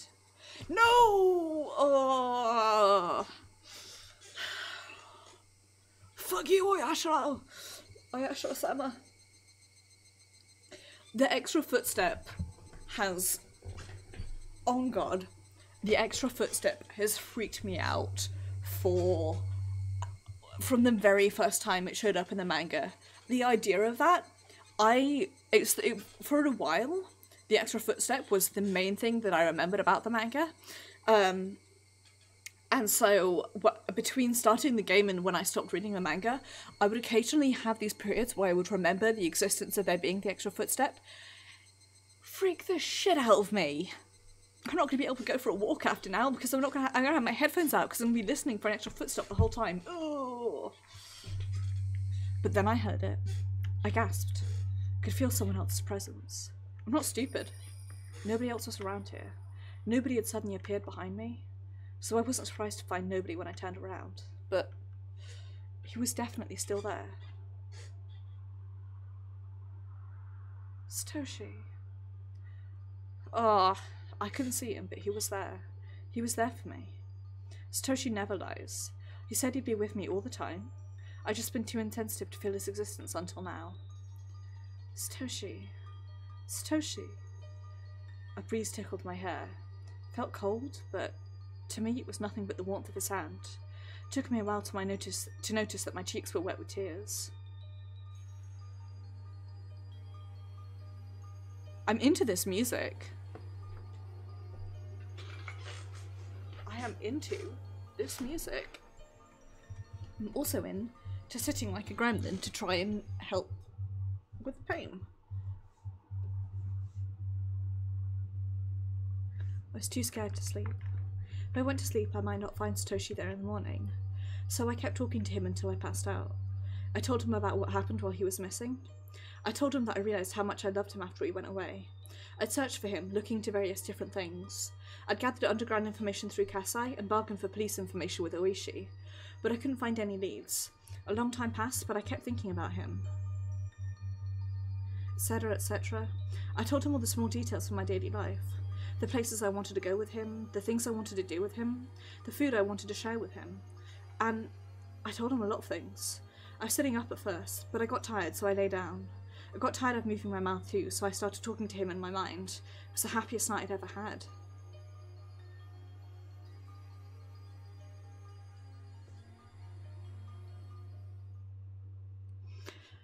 Concerned cat. When I woke up, I didn't find Satoshi by my side. I knew it somehow. I was afraid of it. That was why I didn't want to go to sleep. But at least I got to see him for one night. Just when I'd resigned myself to that, I felt Satoshi's presence again. It wasn't a dream after all. Thank God. And so I began my strange life with Satoshi. As promised, Satoshi was always by my side. He couldn't laugh, mumble, or stroke my head, but he was always with me, always right by my side. He disappeared sometimes, but he'd come back when I looked for him. Seems that all I could hear were his footsteps. That's just the way it was. It was a bit sad, but I was still satisfied. His presence was really faint, so it was hard to sense him in a crowd, but he never left me. If he were tangible, I'd be taking his hand all the time so that he wouldn't be lost. In contrast, I could feel him very strongly in a quiet environment. Of course, I couldn't tell what his expressions were, because he was just a presence. But after I got used to it, I could tell what he was thinking. At first, I could only tell if he was laughing or not. Eventually, I started to feel his emotions more strongly. You can't see it because I don't have the camera on, but as I'm reading this, I'm just shaking my head.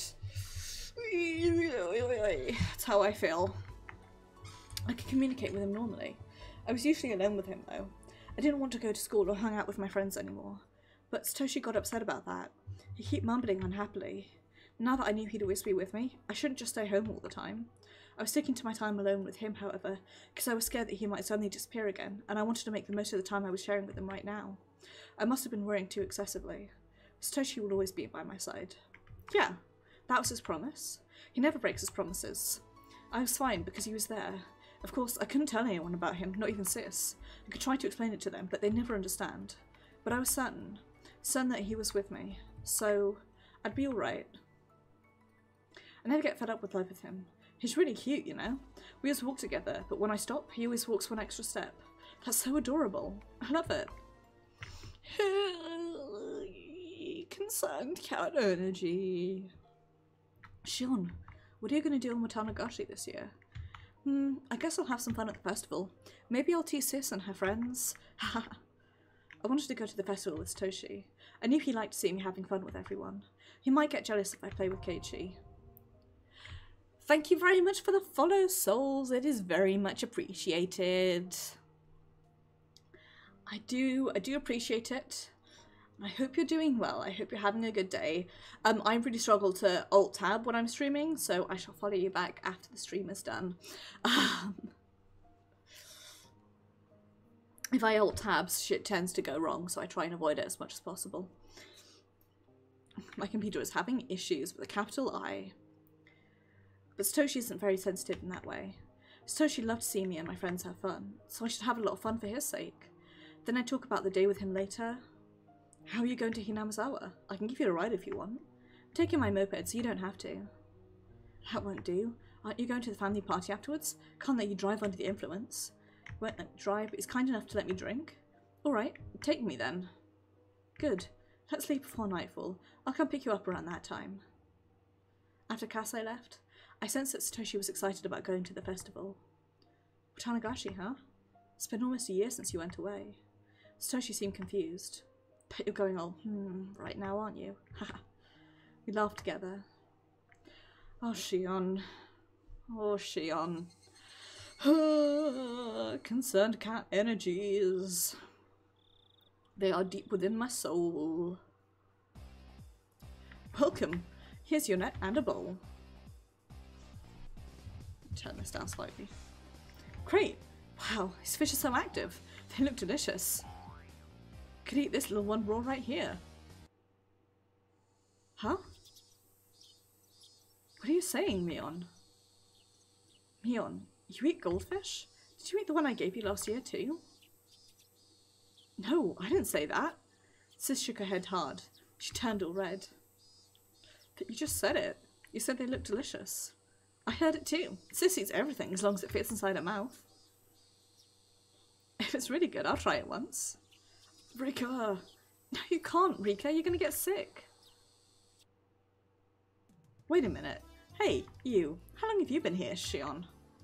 Hey, Keiichi, Sis, everyone else. Good evening. Ah, when did you get here, Shion? Been here since you were at the Chow main booth. I found you guys quickly since you were making so much noise.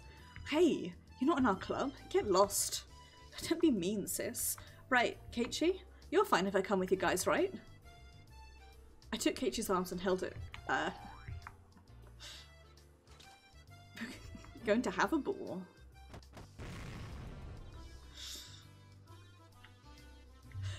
Poor Mion. She doesn't deserve this.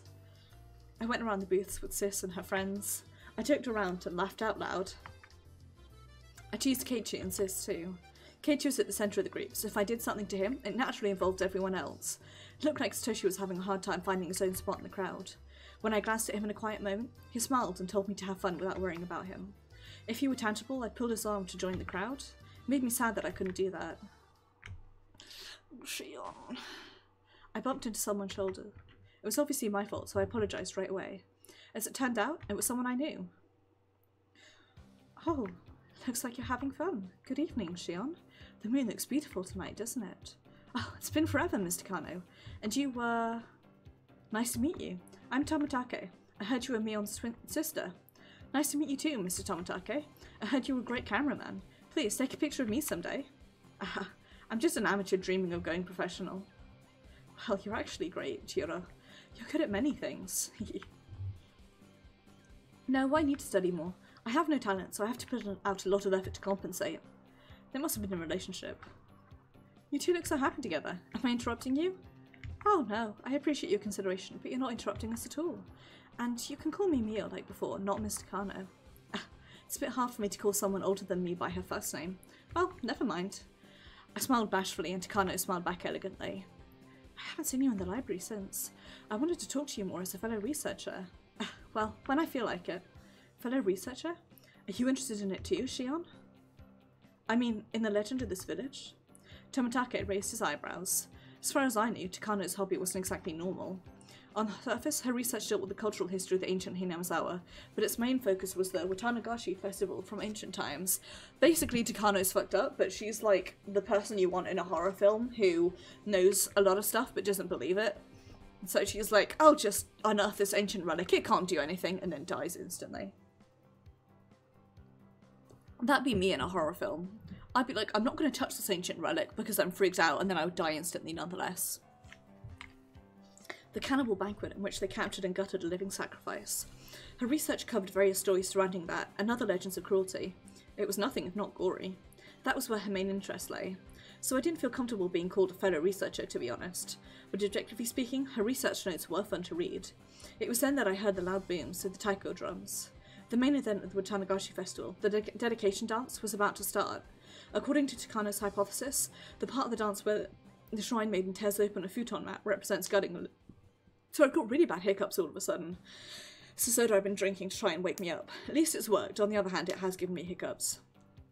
The futon represents a living victim. It's starting. I should head over. Aren't you guys coming to see Rika's performance?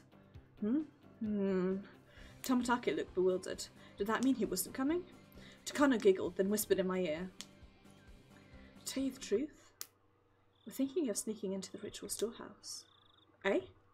She made it sound like she was going to do something fun, but it wouldn't be anything amusing to anyone who knew what the ritual storehouse was. The ritual storehouse, or the storehouse for ritual implements, is a sort of treasure house belonging to the Furude shrine. I'm really sorry, by the way, if you guys can hear the sound of me fucking about with a snap on my sweater. If I pick at this, I'm less likely to pick at my skin, to tell the honest truth, so... I'd heard that Oyashiro-sama's secret treasures were sold in there. Oh god, my foot's got stuck. Only people from the Furude family and selected members of the other 2-3 families were allowed to enter. They believed that if the other people enter, the place will be desecrated. Everyone in Hinamizawa must have been curious about what was in there when they were kids, but the storehouse was always tightly locked. You couldn't just peek into it either. Kids would get chided if they played around it, so they'd learn to stay away. I didn't like being around it myself since I was familiar with all that. Even though I didn't believe in curses, I still didn't want to be near it. Nothing good could come from breaking the rules. Were they still going to enter the ritual storehouse despite all that? I'm pretty sure it's tightly locked. It was until last year. Rika had the heavy bolt changed to a cheap padlock because the bolt was too heavy for her to lift. Did you know that? No, but even if it's cheap, it's still locked, isn't it? Chiro was very skilled. Are you good at lockpicking? Once the Tanagashi ritual starts, everyone will gather around the stage, right? Then the area around the storehouse will be completely devoid of people. Tonight, this place will be a blind spot. Can't see the forest for the trees, I suppose. According to her hypothesis, the ancient tools used for human dissection and torture would be found in the ritual storehouse. Why don't you join us for a bit? It's now or never. So maybe I'll see you then. Takano, what are you telling her? Just girl talk. Let's go to some dark place for a quick date. Huh? Takano walked against the flow of the crowd alongside Tomitake. Ow, the ritual storehouse, huh? Supposedly filled with torture tools. Considering what they had in the underground torture room at the Sonozaki house, it's quite possible. Satoshi fell victim to the curse in the 4th year. His aunt's death was a sign of Oyashiro-sama's curse. Satoshi was a sacrifice to pacify his anger. That was what Takano said last year. It was just her hypothesis. Sorry. At present, I wanted to deny her hypothesis because I wanted to believe that Satoshi was still alive. If her hypothesis was correct, either some religious fanatic or someone from the 3 families must be imitating the curse in order to revive the ancient custom of Onagafuchi. That would mean that it was them who killed Satoshi. So what if the ritual storehouse was filled with garbage instead of torture implements? Maybe it was filled with broken palanquins or freshly painted signboards from the festival. What then? It wasn't really hard for me to believe that it was filled with the chemical smell of paint. Maybe I'll get to deny the hypothesis that Satoshi was sacrificed by seeing the inside of the storehouse for myself. Whatever was in there, it didn't mean that Satoshi would come back. Bagel's eyebrows. Satoshi, what should I do? Since most people went to see Rika's ritual dance, the festival grounds were deadly quiet. Even so, I couldn't sense Satoshi. Did he go somewhere? Or was I not paying enough attention? Or maybe he wasn't feeling any emotions in particular? After thinking for a while, I decided to go in with them. It's been almost a year since Satoshi's disappearance. I'd been avoiding the truth because I was afraid he might be dead. But now I had a chance. I had a chance to see the inside of the ritual storehouse. I felt as though something divine had arranged that coincidence. On my way to the storehouse, I noticed Keiichi. He was jumping up and down, trying to see Rika's dedication dance over people's shoulders. If I took him along, we could split the guilt. Oyashiro-sama might put a curse on me for entering his divine warehouse. I wanted a partner in crime. Since the boy I loved disappeared last year because of the curse, maybe Mion's love should disappear this year. Oh, what am I thinking? Must have been the demon inside me. I shook the thought out of my head. Wonder if maybe they both have Mion and Shield both have the inverted commas demon inside them, because they're sort of one soul, inverted commas, split into 2 bodies. You wonder then how it was chosen, which one was the... I suppose they went for the second one. And I guess they never thought to think that perhaps there would be a demon. Personally, I think Shion is hallucinating Satoshi to cover up for the fact that Oyashiro-sama is starting to haunt them. I said that personally way too loudly, and I think I freaked out my upstairs neighbours, but oh well. Get my revenge on them. They stomp around a lot, so this is my revenge. What's going on, Shion? Where's the best place to see Rika's dance from? Is it far? Huh? I never said I was going to show you that. We made it to the ritual storehouse. Keiichi was baffled by the whole situation. Our timing had been perfect. I could see Tomitake picking the lock.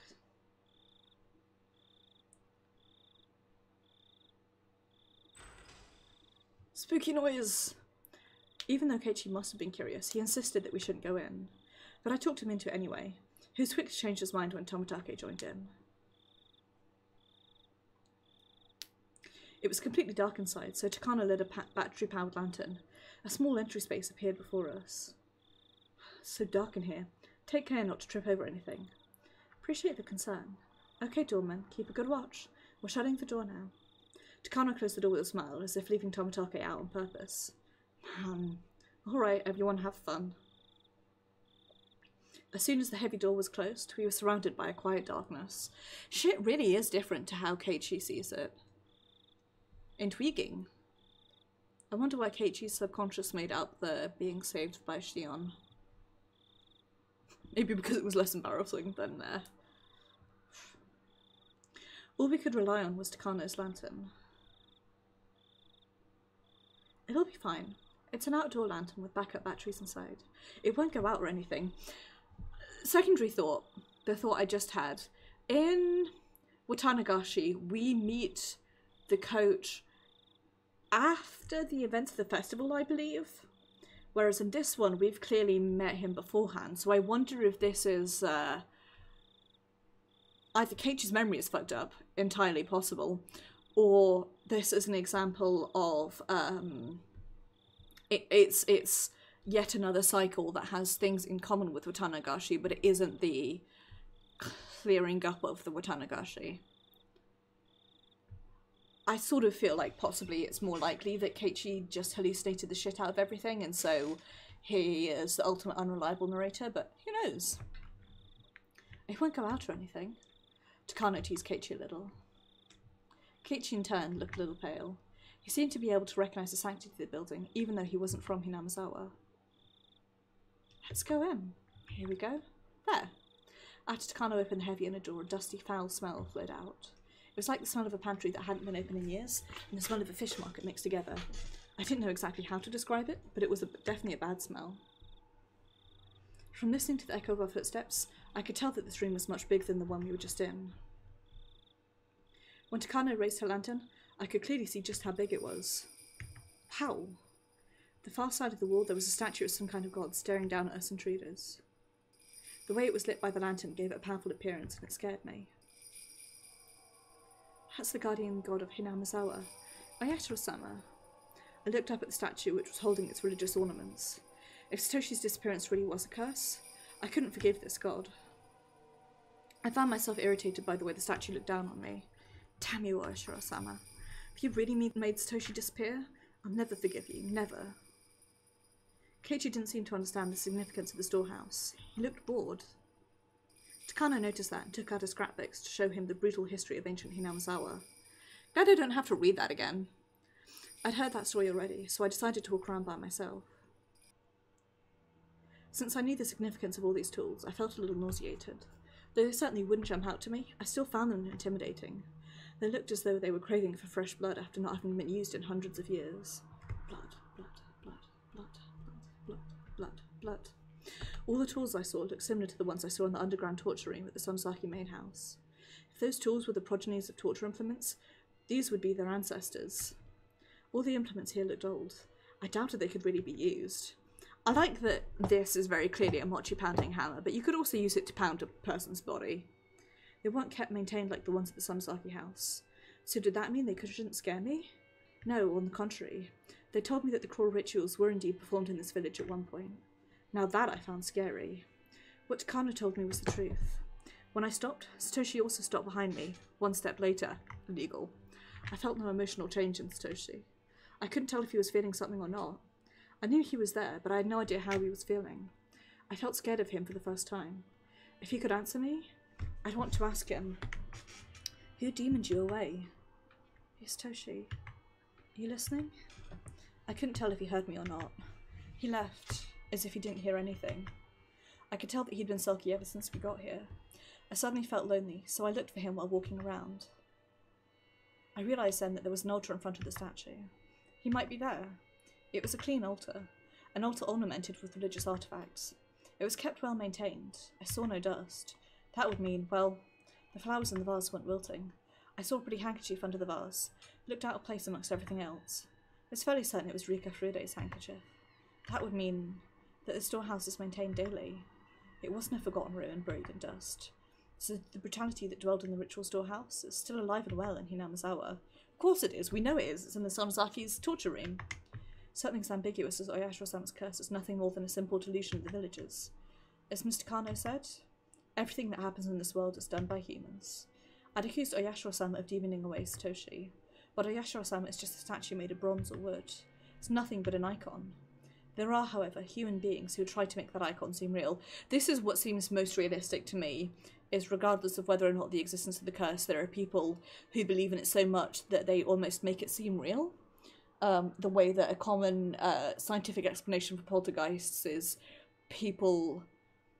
The idea of if you believe in... what's it called? There's a word for this. If you believe in something, you're more likely to think that your experiences justify it. So they believe in Oyashiro-sama, they believe in his curse, and so they justify it. They see the murders and think it's Oyashiro-sama's curse, or they allow themselves to be manipulated, or sort of subconsciously are manipulated into acting under the influence of the curse, regardless of whether or not it's real. It's also something that somebody powerful like Oreo or Mion or some of the Sonozakis, I think especially Oreo, could use that to manipulate people really well. I feel like Rika could as well, and it seems clear that Rika has some sort of prognostication, but I don't know. There are, however, human beings who try to make that icon seem real. The series of mysterious deaths in Hinamizawa is a result of human action. It shouldn't be called Oyashiro-sama's curse. If Satoshi was the 4th year's victim, then he was victimized by a human being who was just acting the part of the curse. The person who demoned away Satoshi must not be very far from me. The truth behind Satoshi's disappearance was not so far from my grasp. Thump. I startled by the sound. It sounded like somebody had dropped something. I looked over at Takano and Keiichi. Takano was still lecturing him. Did she drop a scrapbook or something? Thump, thump, thump. The sound came from right behind me, not from them. Don't like it! I keep looking over my shoulder.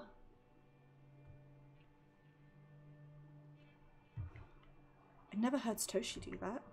It sounded like someone was stomping on the floor in frustration. What is it? The sound continued, ignoring my question. Though I heard it right nearby, it sounded as though a child was hopping on a wooden floor somewhere distant. It's really freaking me out. It freaked me out the first time round in Watanagashi, and it's freaking me out now. It's gotten dark now, so I keep looking over my shoulder. I'm glad I'm not playing this game in, like, the dead of winter, because if I was playing this game in the dead of winter when it gets dark at 4 o'clock, I would be absolutely terrified. Now at least, it's, like, 10:30, it's somewhat dark, but... What's wrong, Satoshi? Are you angry about something? Couldn't read his expressions. I thought he was mad, but I didn't sense any emotion from him at all. Was he mad that I touched the altar? Maybe you weren't supposed to do that. Thump. It's not that I've been able to communicate with Satoshi in a concrete way. I just talked to him. I was never expecting him to react like that. I didn't sense a willingness to communicate from this creepy sound. Then a chill ran up my spine. I felt as if all my pores were opening. Then thinking that it was Satoshi stomping on the floor. Hey, you. You're Satoshi, aren't you? The sound stopped when I asked that. It wasn't a yes or no, just silence. Satoshi wouldn't scare me like that. I realised suddenly that the sound hadn't come from Satoshi. A cold shiver shot through my feet and I sprung a step backwards. The sound had come from right there. Even though I jumped back, it was still just a few metres away. Satoshi would sometimes let me hear his footsteps when I walked. But if that wasn't Satoshi, then there was no guarantee I'd hear its footsteps. So that invisible being could already be right in front of my eyes. And I just wouldn't see it. I forgot everything and ran, straining my ears as much as possible for any sound, listening for any footsteps pursuing me. I ran right into Keiichi and clung to him, timidly turning back to look. The dimly lit area before the altar was quiet, like nothing was happening. But seeing that chilling dark stillness, realising I was just in that space, made me even more frightened now.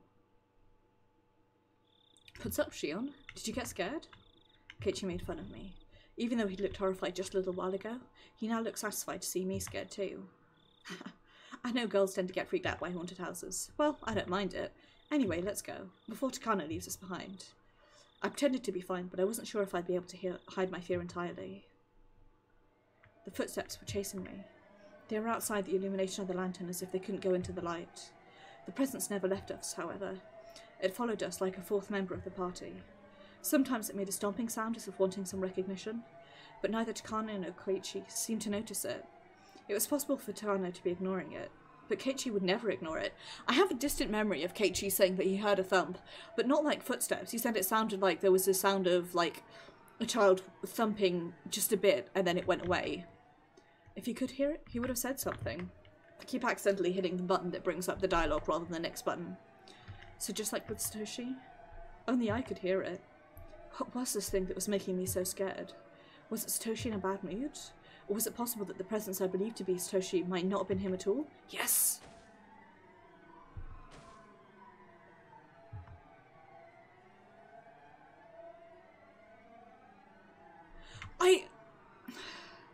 I have a feeling in Watanagashi, I have a feeling he mentioned hearing a sound inside the storehouse.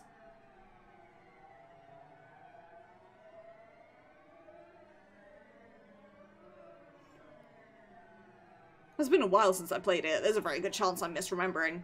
I have to look at my old... Oh, yes, no, you're right. Oh my god, you are right. Thank you, Nagels.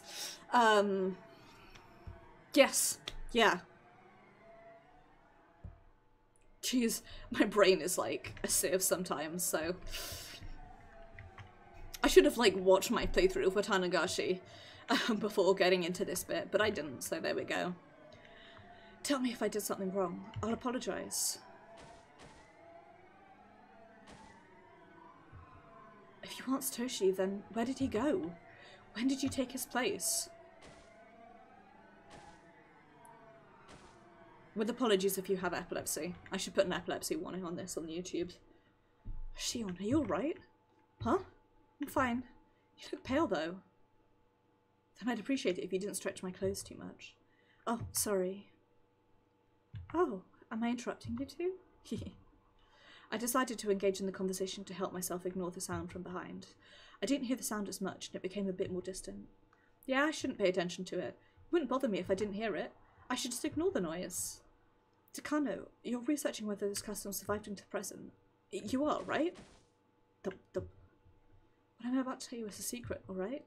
I told you, Shion, because you're an understanding person, but the other villagers don't want to hear it. If things go awry, I could be ganged up on and punished. She smiles at me like a witch. Meibara, you keep it a secret too, okay? If this gets out, I could suffer Oyashiro-sama's curse or be made into a sacrifice. If it's the curse, then I wonder what kind of death it'll be this year. If it's a sacrifice, then I'll be thrown into Onagafuchi Swamp while still alive. And it is tonight, you know, the night of Oyashiro-sama's curse. It certainly is. The curse strikes for a 5th time, it'll happen tonight. Takano pulled out an old scrapbook from her paper bag and started turning the pages. She opened it to the page with that one article. It was the article about the brutal murder of the Tanagashi victim. It happened in the Meiji era. This is a story that actually happened. It was around the end of the Meiji era. They discovered an unknown mangled corpse, the victim of a murder in Onagafuchi village. Never before has there been a corpse treated with such cruelty and inhumanity.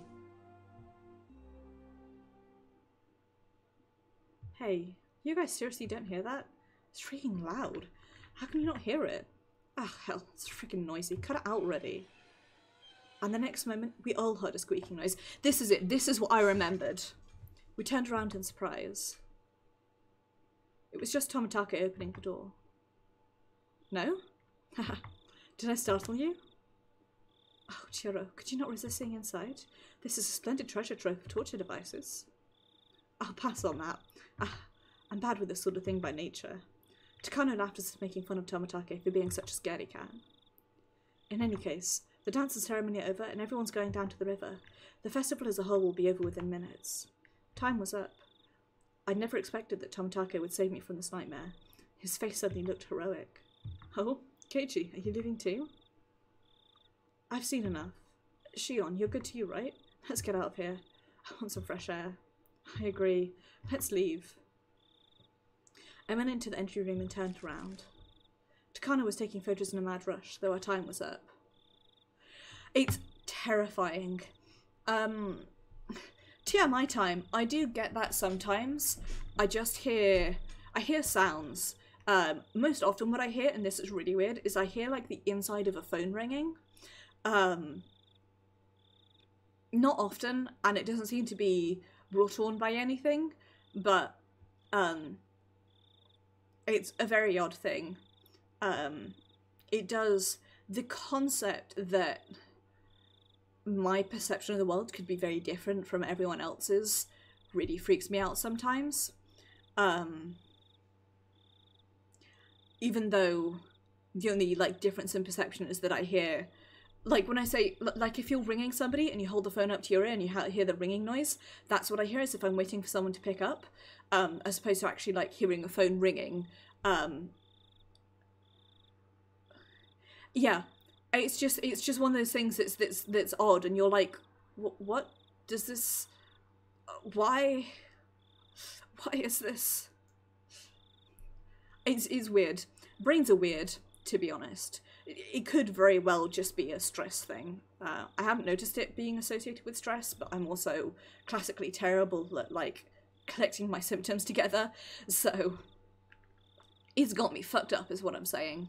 But I'm definitely nowhere near as bad as Shion, for which I am infinitely grateful, just as a person.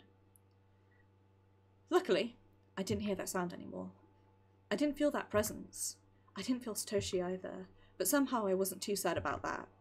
Even if he followed me out here, I wouldn't be able to tell if it's really him or someone else. Shakes head. SMH.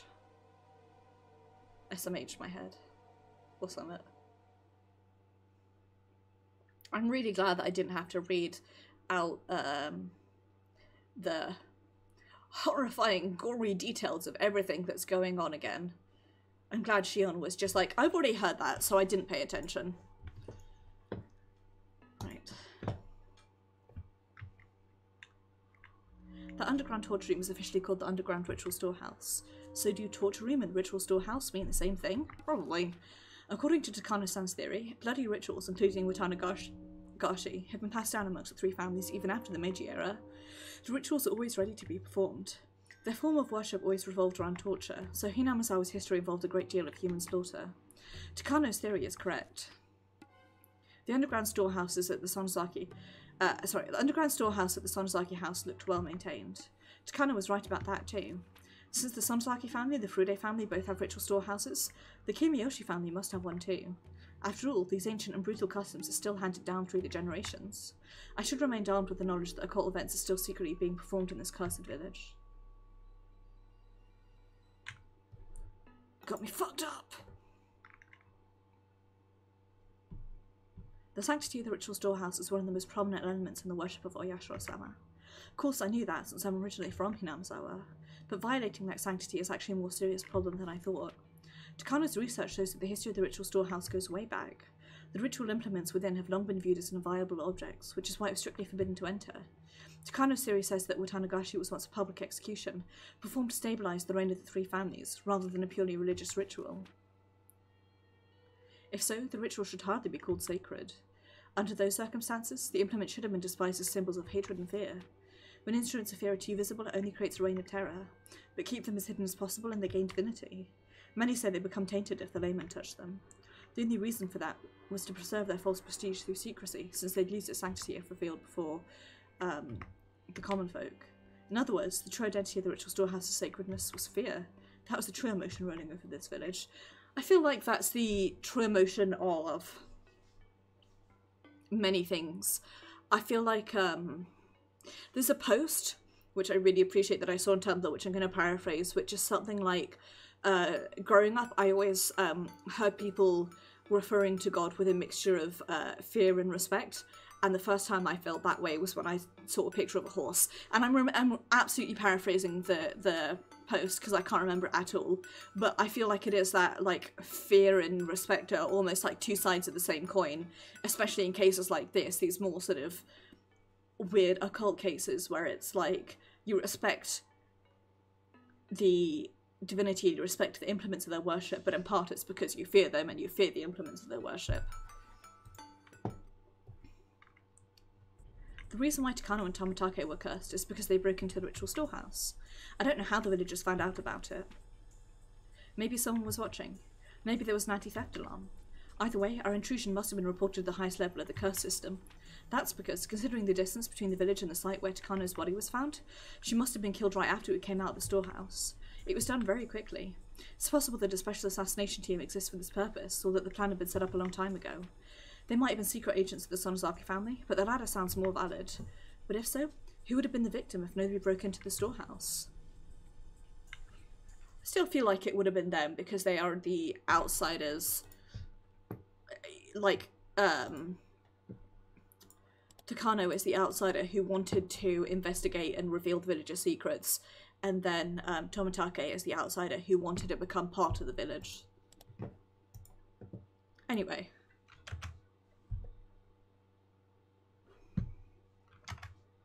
I'm going to go through the first half of this next chapter. And break when we find a good break point. My relatives gathered at the Sonozaki house after the festival to have a little party. I mingled with my uncles and had fun. I was trying to get rid of my eerie memories of the ritual storehouse. Mion was acting as a successor, so I tried to stay away from her. I'm sure she would feel weird if I talked to her in a formal way. In consideration of the hag's old age, we ended the party around 11 PM.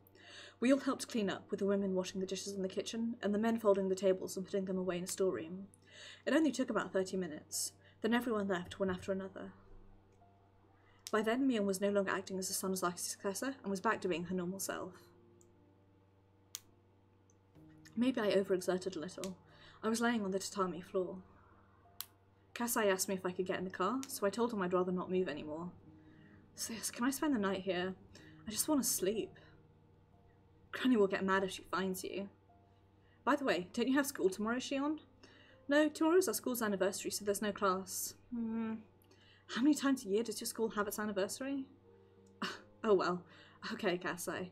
She can stay here tonight. Understood. Good night. Come on, Shion, wake up. Granny will get really mad if you fall asleep here. Here, hold on to me. You can sleep in my room. What? Sis, My alter ego told me that I'm in a demon's stomach. I wouldn't have woken up if I hadn't heard that voice. I might not have woken up at all. Da-da-da.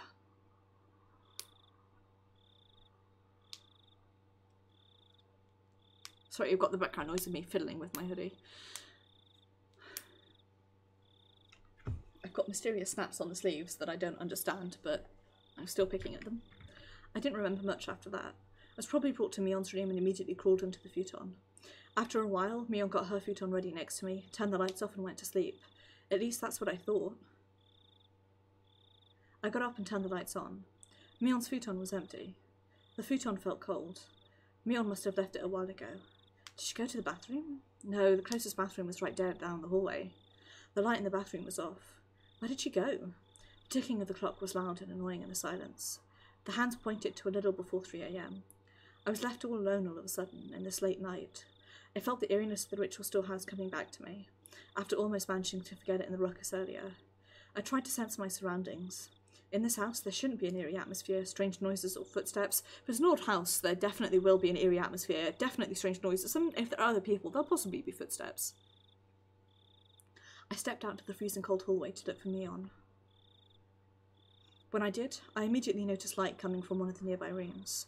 The room belonged to the hag. The hag went to sleep early and woke up early. She was very strict about her bedtime, so it was strange to see her light on in the middle of the night. I could hear voices too. Those voices belonged to the hag and Mion. I crept up to the room and listened to the conversation. Since it was the middle of the night, I could hear their words very clearly. But you know, those young ones went too far. You're right, they made Oyashiro-sama angry, so I guess they got what they deserved. Mion's voice sounded as cold as the one I'd heard down in the torture room. I held my breath. The police say they're investigating, but are you sure? I guess. It's probably Takano. My heart almost stopped. Oyashiro-sama got angry? The police are investigating? It's probably Takano? What day was it today? Those words told me that something was happening. My teeth started to chatter. Desperately tried to stop them. Felt like my body was swelling up suddenly. I could no longer hear as well. Calm down. Breathe. Listen more carefully. According to Mion and the hag's conversation, another incident definitely took place. The victims were Takano and Tomitake. From what I could tell, both Mion and the hag thought it made sense that whatever it was happened to them. whatever it was happened to them. I needed to think more calmly. They did say they deserved it for making Oyashiro-sama angry. Did they say Takano and Toмотake made Oyashiro-sama angry? How did they make Oyashiro-sama angry? They knew. My body started to shake. They knew we snuck into the ritual storehouse. And that would mean Keiichi and I were also subject to Oyashiro-sama's curse. Suddenly a phone rang. The phone was by the front door. The front door was opposite the hag's room, further down the hall. The ringing echoed through the long hallway. Sounded so eerie, almost like it was coming from hell. That was when I felt someone behind me. Of course there was no one there when I turned around, but there was someone there a moment ago. I didn't know if it was Satoshi. I didn't sense any emotions, so I couldn't tell. I also didn't know how long it had been there. It was as if that somebody was watching me listening on the conversation. That was the feeling I got. It couldn't be Satoshi. Satoshi would never be that intimidating or scary. My mind turned all red, like it was fused with blood. Have you experienced anything like that? Those footsteps always followed me. They even came to my bedside and looked down on me. I remembered what Reina Ryugu had said on that rainy day. Rainy day? You'll be okay if that's true. Oyashiro-sama won't get mad at you. If Oyashiro-sama wasn't angry, nobody would follow me. So what did this mean? Ever since we snuck into the shrine storage, something had been following me? What is it? Calm down, calm down. That's right. Reina wasn't talking about me. She was talking about Satoshi. That's what happened to Satoshi. Everything he's going through is a sign of Oyashiro-sama's curse.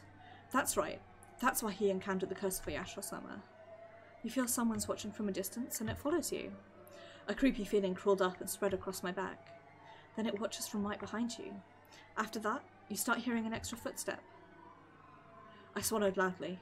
It's almost as though Reina Ryugu was predicting what would happen to me. Had Reina been talking about Satoshi back then? Or had she actually been talking about me? But you start hearing it even inside your house after a while. Then, Oyashiro-sama keeps watching you even when you're sleeping in the dark. Right by your side, waiting silently. I knew by now that this was no mistake. No matter how I looked at it, she'd been talking about me. Yes, me. It had been about me. The curse of Oyashiro-sama. What is the curse of Oyashiro-sama? That was when I actually felt something for real. Someone grabbed me by my collar. Ah! And her voice came out. I wanted to scream, but all I could do was open and close my mouth as if something was stuck in my throat. It was Mion. She looked even colder than how she'd looked in the underground torture room. It only made sense that she'd come out into the hallway to answer the phone. I tried to come up with an excuse, but the way Mion looked at me was so cold. If this shows me Mion's eyes again, I'm gonna be so fucked up. I had legit actual nightmares when they showed up. Even if I really had run into her by accident, I could tell by the look in her eyes that she wouldn't believe me. I felt cold sweat all over my body. I couldn't even move my fingers. Sorry. I apologised. I could have said something to get myself out of the situation, but the apology came out first. But Mion didn't appear to hear me. She walked to the front door, still holding my collar. The phone was still ringing. A normal person doesn't usually let a phone ring so long at this time of night. The phone call itself didn't seem real to me. Mion picked up the phone. This is Mion. I see. I understand. Please take care of things at your end. Also, please make sure that nobody talks about this. Yes. Goodbye. Mion put down the phone after a short conversation. What did she mean, make sure nobody talks about this? Who called anyway? Mion put her forehead to mine and spoke to me. Did you hear? Which conversation was she asking me about? She had to be talking about the one with the hag. I said yes, what would happen to me? I don't know what you're talking about. Mion pulled my collar, pressed her nose on mine, and continued to speak. Just what you heard. The curse of Oyashiro-sama fell upon Toмотake and Takano. It's really very unfortunate. It was like I was talking to myself in a mirror, but what I was saying in the mirror was ever so cold. Sis, what is the curse of Oyashiro-sama? Toмотake killed himself by clawing out his throat. Takano was burned to death in an oil drum. Terrible, isn't it? Toмотake clawed at his own throat until he died? What? Takano was burned to death in an oil drum? What? I felt something furry climb up my spine. I also felt like my stomach was turning upside down. I didn't feel any strength in my legs. If Mion let go of my collar, I'd probably collapse on the spot. Why? Why did they die that way? Don't you know, Shion? I'm asking you because I don't know. I don't know. Don't you see there can only be one reason? Please don't talk as if I already know the answer. What do you mean? My heart was pounding. I felt that my next breath would be so bloody and hot that I'd choke on it. Don't you know? It's because they made Oyashiro-sama angry. The first year it was the manager of the dam construction site. The second year it was the traitors to the village. The third year it was the pacifist. The fourth year it was the relatives of the traitors. I'd always thought the victims were people who had something to do with the dam conflict. Since I didn't do anything against the village during the dam conflict, I assumed I was safe. I should have known. I should have known everything would be the curse of Oyashiro-sama. I knew Oyashiro-sama's anger was the curse of Oyashiro-sama. I knew Oyashiro-sama would get angry if I snuck into the ritual storehouse. But since I wasn't held responsible in any way for the dam conflict, I never thought I'd be a victim of the curse. Did I ever think there'd be an incident in the 5th year? Did I ever think that I'd be the victim of the 5th year incident? Toмотake snuck into the storehouse and he clawed his own throat until he died. Takano was burnt to death in an oil drum. Must be a lie, it couldn't be true. Even if it was forbidden, it was just a space for storing some old torture implements. How could they be killed for just sneaking in there? Especially in such gruesome ways. But I thought about it again and realised that those people were absolutely capable of doing things like that. The main Sonozaku family was capable of it. The Sonozaku family had been pulling the strings behind the series of mysterious deaths. They could do it. The Sonozaku family even kidnapped the grandson of the Minister of Construction during the dam conflict. They could do it. The Sonozaku family made Satoshi disappear completely. They could do it. Struggling to work out exactly where it wants me to put the emphasis on the line, they could do it. They could do it, they could do it, they could do it, or they could do it. Mion leaned against me before falling onto the cold hallway floor. She collapsed rather violently. I usually didn't go to sleep with my stun gun, but since I was too tired and sleepy to get ready for bed, I still had it on me. I had my stun gun on me. I finally understood. I didn't know who killed them exactly, whose idea it was, who ordered it. I didn't even know who was actually involved. But Mion and the hag knew everything. Satoshi. Now I finally know. Now I know what I need to do. I will settle the score for you, Satoshi. I will avenge you, Satoshi. I won't be killed like you, Satoshi. I walked into the hag's room. She was sitting up to take some medicine. Her back was turned to me. Mion and I are twins. If I acted like her, the hag would notice the difference. I didn't think she ever suspected me. I put my stun gun to her neck and pulled the trigger. I heard an indescribable electrical sound and the hag's lights went out. She fell in a twisted position. I didn't know how long it would take a person to regain the freedom of movement after getting knocked out with a stun gun, so I had to restrain them before they woke back up. I was unbelievably calm. The key to the underground torture room was in the forbidden drawer that only the head of the family can access. Mion had told me about this once. I never looked for the drawer before, but I found it exactly where I thought it would be. The key was on a keychain with several of its sisters. Each key had a little plaque on it that said it was used for. They were all in Mion's handwriting. She was an idiot for being so conscientious, but it sure helped me out. I put the keychain in my pocket and headed to the outdoor storeroom to find a cart. I found a large flashlight there as well. There was a strap on the flashlight so I could put it on my shoulders. That way I'd have both hands free to carry Mion and the hag. I loaded Mion and then our grandmother onto the cart and carried them to the underground torture room. I was prepared to use the stun gun again if they woke up while I was working, but it was more powerful than I imagined, and the hag showed no signs of waking. This was the stun gun Kasai specifically ordered for me when I told him I wanted a powerful one. I remembered him telling me that it was an illegally modified stun gun and that I should never use it just for fun. I used my flashlight to find the light switch. I found it easily and turned it on. All the lights went on in the basement. Although there was now illumination, it was very dim. I moved quickly so as to finish what I needed to do before they woke up. I decided to put Mion in a cell beyond the torture room. The lights in the torture room were so bright that it was like daylight. There was a door there. I was fairly certain the cells were on the other side of that door. The proper key was here. The keys made a tinkling sound. I felt cold air coming in through a gap in the door. There must be a huge opening on the other side. I opened the door and I saw nothing but darkness. I felt along the wall to find a light switch. I turned the light switch on, and the light bulbs lit up, revealing a huge, rocky cave. It didn't look like a natural cave. It looked more like an air raid shelter. There were several hollow openings with bars across them. Those were the cells. I walked up to the closest cell and checked to see if it was strong enough to confine her. I pushed and pulled on the bars. I rammed against them with all my weight and decided they were perfectly sturdy. This was secure enough to be called a cell. I opened the lock and carried Mion in. I wasn't particularly strong, just average. I never thought I was strong enough to carry a whole person. But now I didn't need to pretend to be weak. I could easily lift and drag their bodies. I put Mion in the cell. She seemed to moan a little. Didn't need to check to make sure. The effects of my stun gun was wearing off. I closed the bars and turned the key on the lock. Then I ran to the hag, who must have been starting to wake up too. Fortunately, there was no sign of her regaining consciousness. Maybe the difference in age had something to do with it? I looked for a table to restrain her on. I found a wheelchair with restraints for the hands and feet, put the hag in it. Of course she didn't resist, but her dead weight made it seem like she was a huge French doll made of flesh. I put her hands on the armrests and restrained them at the wrists with the metal doors and rings and hinges. I did the same thing with her feet. This must have been a wheelchair specifically remodeled to restrain a person. Other than the restraints, it was a regular wheelchair. I waited for the hag to wake up. I had so many things I wanted to ask her. Didn't think she'd answer honestly, but I had plenty of tools to make her talk. I was in no rush. When the hag had a concern, relatives took care of the problem. That was how it worked in the Sonozaki family. She was the leader, so all the information they gathered would make its way to her. She must know everything that happened in Hinamizawa, including the curse of Oyashiro-sama. I heard a noise from the cell. Mion must have woken up before the hag did. Speaking of the hag, she didn't seem like she was about to wake up anytime soon, but she was restrained even if she did, so I had no need to fear. I left the hag there and headed for the cell. Shion, what do you think you're doing? She talked like the successor, but she sounded frightened. She obviously understood the situation she was in now. Good morning, Shion. You never thought you'd be in here, huh? Ha! As the acting head, I order you, open this up. Ha! Don't sound so scary in there. You need to talk more like a leader, don't you think? Though talking that way will only make you look like a fool. Ha! There was nothing funny about it, but I wanted to intimidate Mion. My laughter echoed throughout the cave. It was artificial and meaningless laughter. I heard it over and over again as it echoed. It sounded as if I wasn't the only one laughing. I couldn't stand it, so I stopped.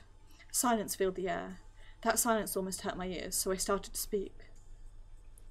Toмотake and Takano becoming the victims this year. Oh, wrong button, sorry. I didn't expect that.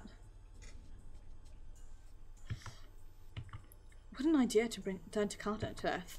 But actually, she'd be the kind of person who'd prefer to die that way. Oh, but why am I hitting the wrong button? It's because I'm dumb. Maybe she's satisfied, huh? Mion didn't say anything. She just stared at me to see how I'd proceed.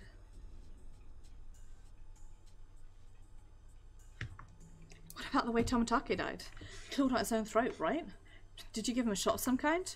Or is there a torture device that did that to him? Mion didn't reply. I was smiling boldly, but I became impatient and finally kicked the bars. Made a violent noise. Mion jumped as if she was kicked directly. Boring not to get any answers. Do you have any idea what will happen if I get angry? How would I know? Mion finally replied. She was odious, but at the same time sounded pitiful. Hey Mion, as the successor, why don't you tell me? Let's see. I had just too many things I wanted to ask her. I wanted to ask her about me, about the incident, about the curse, about Satoshi.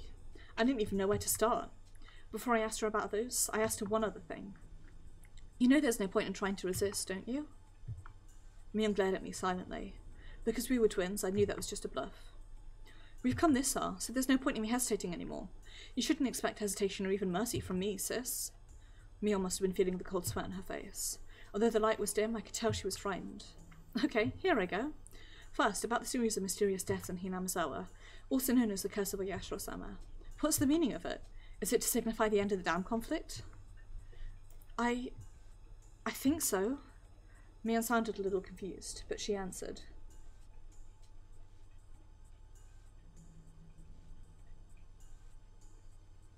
Sorry, I was doing some maths in my head. Felt satisfaction now that we were communicating. I continued with a smile. You think, huh? Don't you know the details? You know yourself that the successor is simply a messenger for Granny. Oh, yeah, right. But the successor must know everything the current head is thinking, right? Do you really think I believe you're just a messenger? Although I'm always around Granny, I don't always know what she's thinking. It's not like I can understand her all the time. Okay, so you're saying that everything about the curse of Oyashiro-sama is decided by the hag herself, right? I assumed she talked to the successor about it. When it's something dangerous, Granny decides it on her own. I don't have anything to do with it. But even if she decides by herself, Grandma uses you to take care of various things, doesn't she? And you're telling me you don't know anything? No, she doesn't use me for that. I really don't understand it myself, but it's like I take care of problems on the surface, and someone else takes care of problems on the underside. Who? Who is the one that takes care of these underside problems? I don't know. Haven't you seen anyone? Haven't you ever heard a phone conversation? Must be someone who gets in touch with the hag at the same time every year, around the time the curse happens. I don't know. I really don't. Mion shook her head. Okay, let me change the question. Why were Toмотake and Takano chosen as victims, even though they had nothing to do with the dam conflict? Was it because they snuck into the storehouse? As soon as Mion heard the words ritual storehouse, her expression shifted. Ritual storehouse? Did they intrude on the storehouse at the Frude Shrine? Didn't you know? Thought you already knew. If they really did that, then it was truly stupid of them. Of course something would happen to them. Mion muttered bitterly while shaking her head repeatedly. My interaction made me realise the true meaning of the forbidden storehouse for ritual implements. It's a sacred building, so no one can go inside. The curse will fall on anyone who disobey. Any child would know that rule. However, just because they knew about it didn't mean they all believed in it. Although they were told they would be cursed, most of the kids actually enjoyed hearing the stories. They simply didn't believe it was true. However, Mion's reaction told me it absolutely was. If they actually did that, of course something would happen to them. She was saying that if someone snuck into the storehouse, that person should be killed. What you know and what I know aren't matching up anymore. Of course I'm aware I shouldn't just waltz into the storehouse, but to be killed in such a gruesome way for doing it, I never knew that, did you? That's just because you're ignorant about it, Shion. Well, sorry for being ignorant. Could you please explain it to me? Just like you said, the kids don't really believe in the curse. They assume it's superstition, but they also knew that if an adult fell out, they'd be in big trouble. But to the elderly people of Hinamazao, it's something more serious.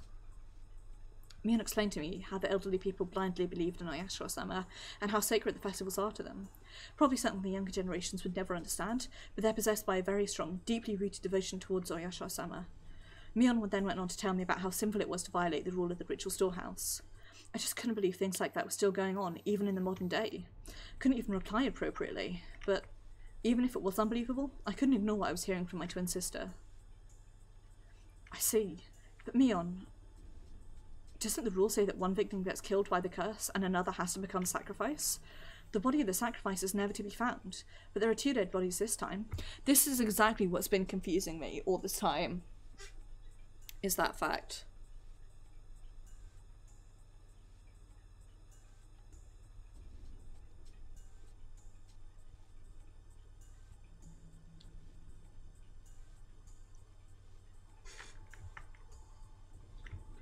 Mion doesn't know that besides Takano and Toмотake, Keiichi and I also snuck into the ritual storehouse, so I tried to lead her a little. I know, that doesn't make sense. Maybe Takano's burned body wasn't supposed to be found? Maybe the intention was for her to vanish. Or, I'm not too sure, but what? Just say what you're thinking, I won't get mad. Mion hesitated a little at first, and then began to speak. Actually, 4 people snuck into the swine storage, so maybe...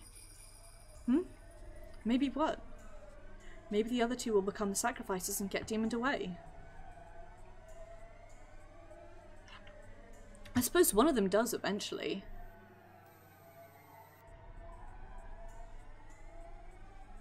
And we never see Shion's body again. I'm going to keep going a bit. Mion's words were stuck in my head. If those 2 dead bodies were the result of the curse, then there should be 2 sacrifices to calm Oyashiro-sama's anger. The 4 of us snuck into the shrine storage together. It was a simple equation. Did that mean that Keiichi and I were in danger? I got drunk, fell asleep, and decided to stay overnight. Was that because of the alcohol, or did someone put a drug in my drink? It's not like me to get drunk and spend the night at the hag's house. I wanted to forget about what happened in the eerie storehouse, so I drank too much. But it really was strange for me to get that drunk. What's the legal drinking age in Japan? Is it 18? Maybe it was a good thing I woke up in the middle of the night. I could have been the one to wake up in a cell. Sometimes it's hard to recognise danger when you avoid it accidentally. Part of me wanted to just laugh at the idea, but another part felt frightened that I was so close to being in Mion's position. If my thinking was correct, I wonder how Keiichi Maebara was doing right now. I didn't see him in any of the cells, but that didn't guarantee his safety. Takano and Toмотake had been executed. There was a possibility that Keiichi could already be dead. But just like what happened to Satoshi, it might only happen after a few days. When the sun rose, I was going to pretend to be Mion and head to her school. I was going to check if Keiichi Maebara was safe. If he'd already disappeared, the enemy would come after me next. I'd have to be a decoy for myself. But if he was still safe, I needed to keep my eyes on him. I was sure the enemy would come after that scatterbrain. If I became Mion, Shion would disappear. The enemy would think Shion had already been demoned away, and they'd concentrate on Keiichi. If nothing happened to Keiichi, that would also be fine. It'd prove that nothing would happen to me either. The hag was still sleeping in the wheelchair. I was going to interrogate her, but actually I wasn't expecting to learn that much. The woman who was also known as Empress Sonozaki probably wouldn't say a thing even if her fingers were cut off. Mion, her successor, was the complete opposite. She spoke readily, but didn't know too much about anything. Mion had said she was only a messenger, and that someone else was taking care of problems on the underside. It was possible that Mion had grown to be a good liar and that she tried to deceive me with a straight face. But at the same time, I could see the hag not letting Mion get involved in the underside of the village. If I were her, I wouldn't have used Mion for that either. Unlike me, Mion was a nice person. Where there were only ones and zeros in the world, she believed that there were numbers with decimal points. In other words, she could never be cruel. If the hag thought the same way as I do, it was very possible. The one who took care of problems on the underside, X, was the one who actually governed the curse of Ayashua-sama. If the hag became concerned about something, X would deal with it, either directly or indirectly.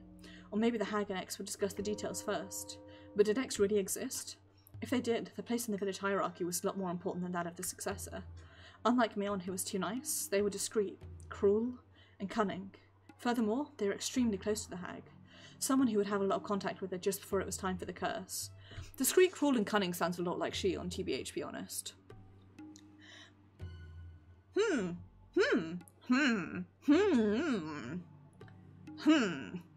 Because of the way Tomitake died, it could be someone who regularly dealt with unusual drugs. He could be a member of the medical institution. Now, Takano was a nurse, but it could be Coach, who was also a doctor. Yep, the director of the Irie clinic. Irie? In this isolated village, Irie was famous for opening such a beautiful clinic and for working so hard for the villagers' sake. The villagers liked his mature personality and really respected him. There's nothing scarier than a doctor who's also a murderer. Fucking true, isn't it? If Irie was the person behind the curse, all the mysterious deaths could be explained. However, there was only a slim chance of Irie being X, main reason being that the hag wouldn't trust him. Like many of the elderly, the hag doesn't like young people. I knew she'd never trust him because of his age. Furthermore, she'd openly criticised his behaviour amongst relatives once. Although Irie was famous, he was an outsider after all. He wasn't born here. He tried to maintain a good relationship with the villagers as the director of the clinic, but that was just on the surface. Couldn't even imagine the hag telling him about her worries, or about the villagers' underside. Maybe it's somebody who works in the clinic but isn't Irie or Takano? If she was as suspicious of others as I was, then she'd only gather trustworthy people to deal with her underside. The first people that came to my mind were the leaders of the three families. Leaving Rika out, the head of the Kimiyoshi family was a strong possibility. He was the only one who could advise Empress Sonozaki. They were of a similar age, and everyone knew that they were very close outside the family councils. Furthermore, as the mayor, he often went to the Sonozaki house just before with Higurashi to discuss festival preparations. I could easily picture them talking privately. The one who executed the curse of Ayashua-sama, the one who murdered Takano and Tomitake, the mastermind behind the series of mysterious deaths that had been going on for the past 5 years. Was he coming after me? Did he get to Satoshi? When I thought about Satoshi, I felt elevated. I was fearful of possibly being this year's victim until just a moment ago. I was scared that X was after me. But when I thought about it, I realised. Whoever it was, this person had got Satoshi. I'd looked so hard, but I couldn't find him. I'd almost forgotten about this enemy. For better or for worse, he was going to appear before me again. No matter how hard I tried, I couldn't find that enemy. But now he was trying to find me. That was it. I wasn't only being chased, I was chasing too. When I realised all this, I was no longer afraid of dying to the 5th year's curse. It had become a game. I wasn't only being threatened, I was threatening too. Now was the time to settle the score for Satoshi. Now was the time to awaken passions that had grown weak over the past year. I could feel righteous indignation and courage flare up within me. The only emotion that could defeat fear is anger. When my anger completely overtook my fear, I felt as if I were reborn. Why don't you wake up, Grandma? I kicked her wheelchair rather violently. That didn't wake her up either. Are you just pretending to be asleep? I grabbed her hair and pulled her hair up. But even then, the hag still stayed silent with a straight face. Then I noticed something. I looked for an appropriate torture device. They were all large scale, none of them being particularly handy. That's when I saw a cigarette lighter on the cushion in the tatami room. One of the relatives must have left it there. I lit the lighter. A huge flame appeared. I turned the lighter off and went back to the hag with it. Can you see it? Can't you see it? This is a cigarette lighter somebody left behind. I lit it in front of her eyes. I'm going to burn your nose now. You don't want that, do you? I wouldn't want it, so why don't you quit pretending to be asleep? There was still no response. I put the flame right under her nose without hesitation. The tip of the flame touched her nose. The flame must have burned her nose hair. It smelled terrible. I was already certain, but I continued anyway. I brought the flame closer to her eye. Her eyelid didn't move one bit. The flame burned her eyelashes, making it smell awful again. I turned the lighter off and felt her throat and wrist. I didn't feel any warmth. I didn't feel a pulse either. Did she die from the stun gun? There's no way she could pretend to be asleep while being burned. Even if she could endure the pain, anyone would reflexively move their eyelids if a flame came close to their eyes. But she didn't. I turned the sink water in and aimed the end of the hose at the hag's face. The water pressure wasn't too high, but by squeezing the tip of the hose I could make it squirt out. The water hit the hag in the face, but there was still no reaction. Shit. Gotta be kidding me. She's dead? One who was at the centre of everything is dead now? I knew she wouldn't talk, but I didn't expect her to end up dead. I never even thought of killing her. I walked around the room restlessly. Didn't feel guilty, but instead felt frustrated with what I'd done. Come on, I need to calm down. What do I need to be afraid of? Calm down and stay cool. Calm down, stay cool. I could feel my brain starting to calm down, and my emotions cooling down with it. She was my true enemy. It was just that I killed her before confronting her about it. Sooner or later I would have killed her anyway. She wouldn't have said anything in the first place, so there wasn't really a reason why I should let her live. I didn't realise that until now, and that was why I got frustrated. My revenge for Satoshi started with the unexpected death of my grandmother. It was such a strange feeling, like I was wearing sopping wet clothes. I replaced that feeling with anger. I couldn't forgive her. I couldn't forgive the hag for abusing the Hojiro family, including Satoshi, for so many years. She cornered him psychologically as well as physically. She didn't deserve an easy death from a stun gun. I picked up a whip that was hanging on the wall. The whip was designed to make sure the person on the receiving end got seriously injured. I swung it up and then down. The sound reminded me of when I was a child, hitting things with a jump rope I pretended it was a whip. But unlike then, I'd made a purple mark on the hag's face, and reddish-black blood started oozing out. I swung it up and then down again. This time, the whip hit her in the head. Her hair flew into the air. I saw a bunch of her hair on the tip of the whip. The end of the bunch of hair was a piece of her skin. Continued to tip it with the whip. Didn't bother removing her hair beforehand. It was divided into many points, with each point having a fishhook on the end. Oi, oi. These hooks added to the speed of the whip, not only scratched the victim, but tore it as well. The hag's hair was all messed up and her face was getting bloody. She started to look like a real demon. I stopped the whipping. Not because my arm was tired, but because I couldn't stand the feeling of the hair on the tip touching me every time I swung the whip. Threw the whip at the hag. Breathing heavily, I realised I was covered in her hair. It almost felt like thousands of maggots crawling all over me. I brushed it off violently. You deserve this, you fucking demon hag. Put my hands on my knees and exhaled roughly. It was then that I noticed it. I perked up and turned around. There it is. The person who'd been watching me since I snuck into the shrine storage. I sensed this person sitting in the tatami room.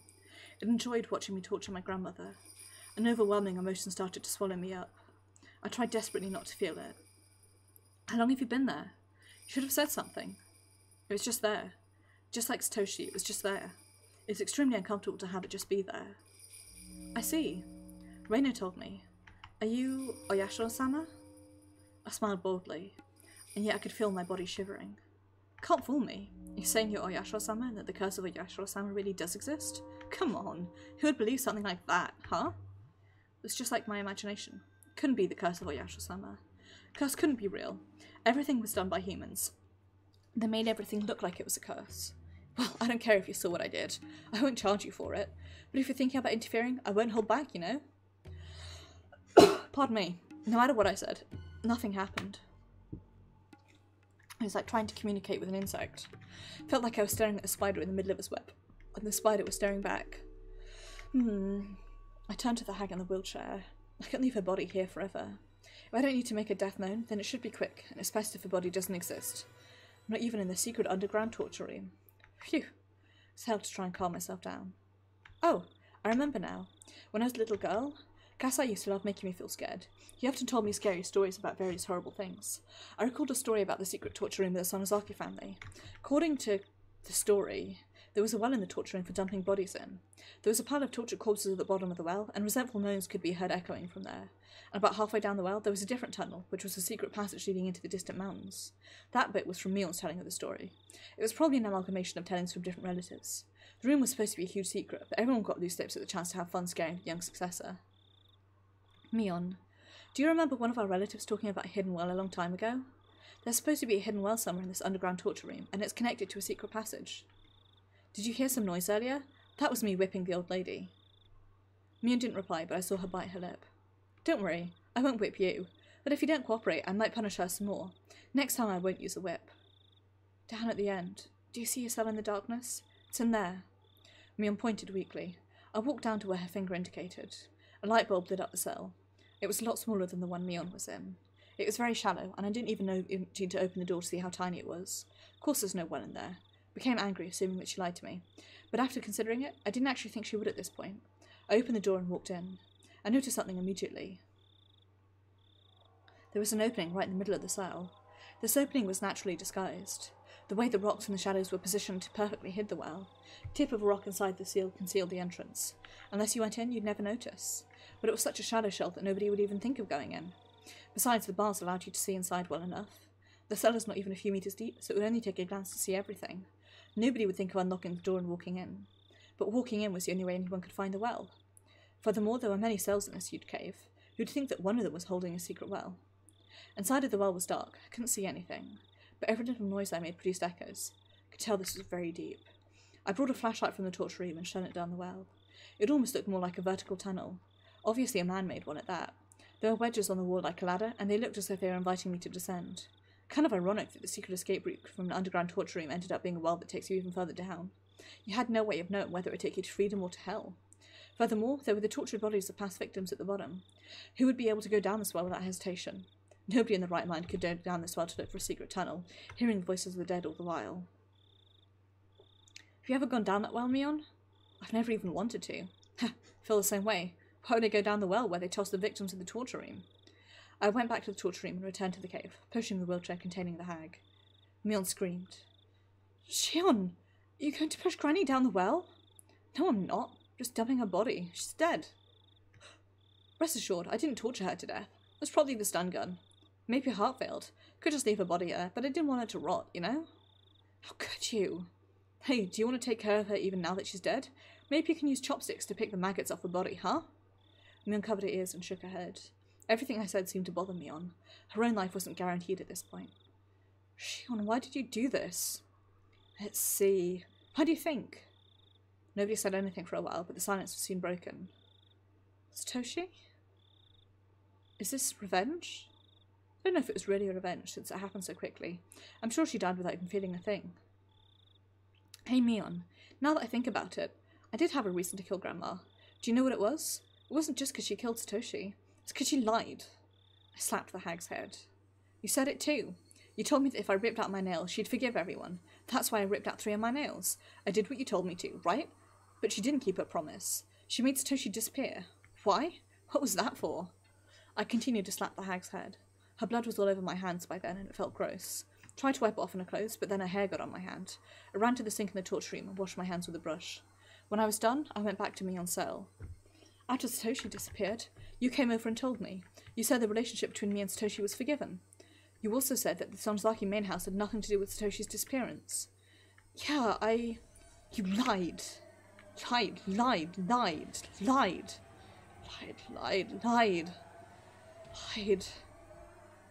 My shouts echoed throughout the cave. I was breathing heavily. I felt like I used up all of the air in my lungs. I believe you don't know anything. You weren't even sure if the old lady actually trusted you. But I don't know if she forgave Satoshi because of what I did. She wouldn't have told you the truth. The hag didn't keep her promise. She said she'd forgive everyone, but she lied.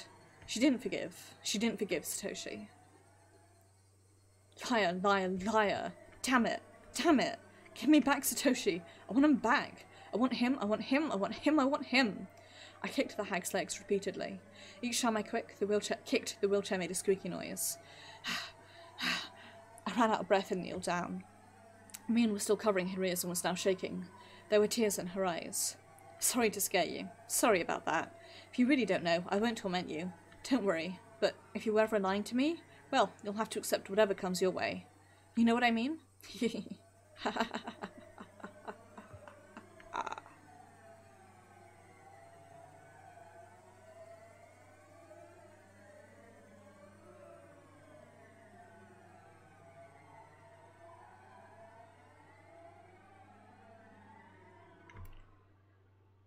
Shit's fucked! That's what I have to say. Shit is absolutely fucked. Hey, the icon for this achievement is a hook, and that's kind of fucked up. I wasn't planning to kill the hag so quickly. I was going to kill her anyway, but it was too soon. People would normally assume that Sonozaki family operates as a hierarchy, but that's not true. It's actually more like a system of government.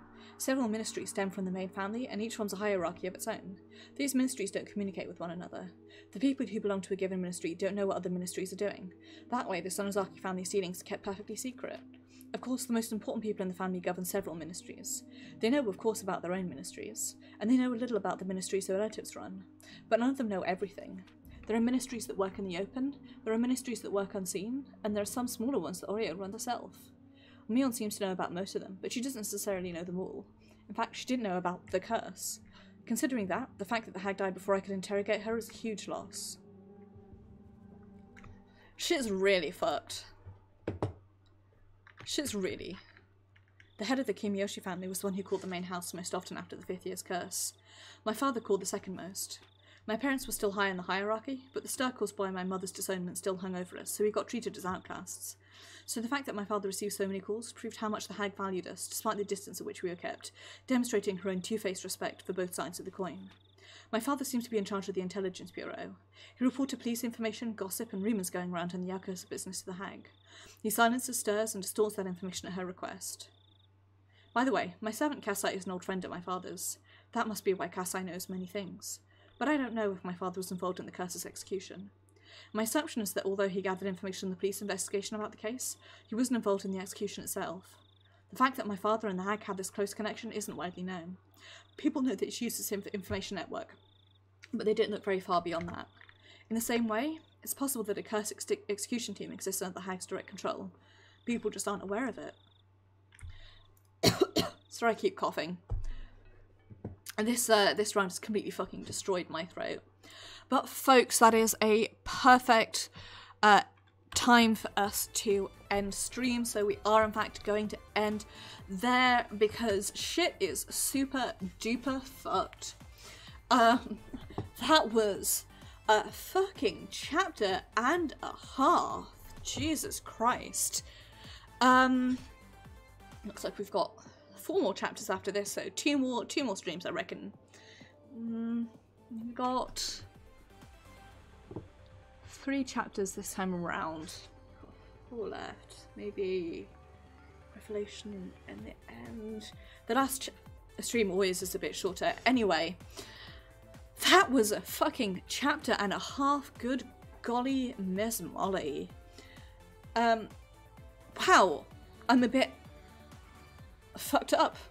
I also absolutely believe, I think both Shion and Keiichi are unreliable narrators.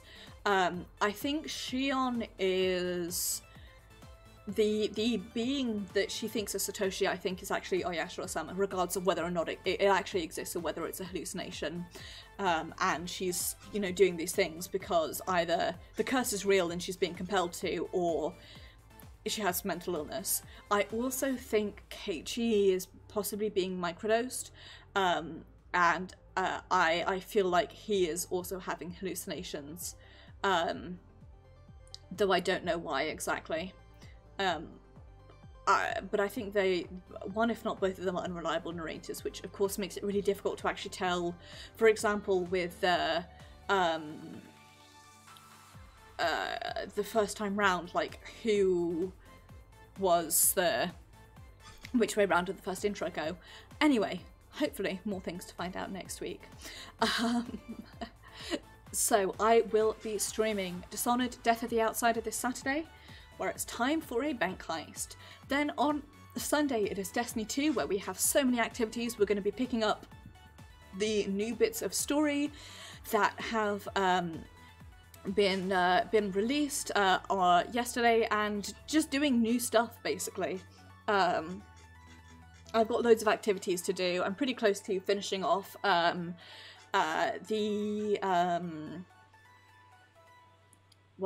pretty close to finishing off the Osiris weapons and the Lost Prophecies, and after that I'm going to focus, I was going to focus on Black Armory after that, but I think I'm going to focus on the Menagerie instead, because Menagerie is being sunsetted in autumn, and also there's a machine gun that I want from there so that I can get out the quest. I want to try and collect everything from there, really, collect all the weapons, so working on that. Then on, so that's Sunday, Destiny 2, plenty of activities, possibly some more Gambit or some more Crucible, we'll see, but I'm going to focus on getting activities done, and then I might sit in Gambit for a bit, and die a lot, knowing me. Then on Tuesday with Final Fantasy XIV, where we are going to be continuing the story of 5.1 on our shard and possibly moving into the story of 5.2, continuing to try and get our friend souls back to the source. There may or may not be a stream next Wednesday, it depends how I'm feeling. If there is, it'll probably either be Assassin's Creed or Destiny, I'm not sure yet. Depends how I feel next Wednesday, and then next Thursday will be more Higurashi When They Cry, Meakashi, where we will continue on the path of revenge. So take care everybody, have a wonderful evening, do look after yourselves. Thank you again for the follow, souls, I do appreciate it. I'm gonna go for a walk, I think. I'm feeling my pain's died down a bit, so I'm gonna try and go for a walk. I may have to like stumble home, and that's the pain if I get another flare up, so we'll see how it goes. But I need to stop talking because my voice really hurts. So take care, and I shall see you guys on Saturday.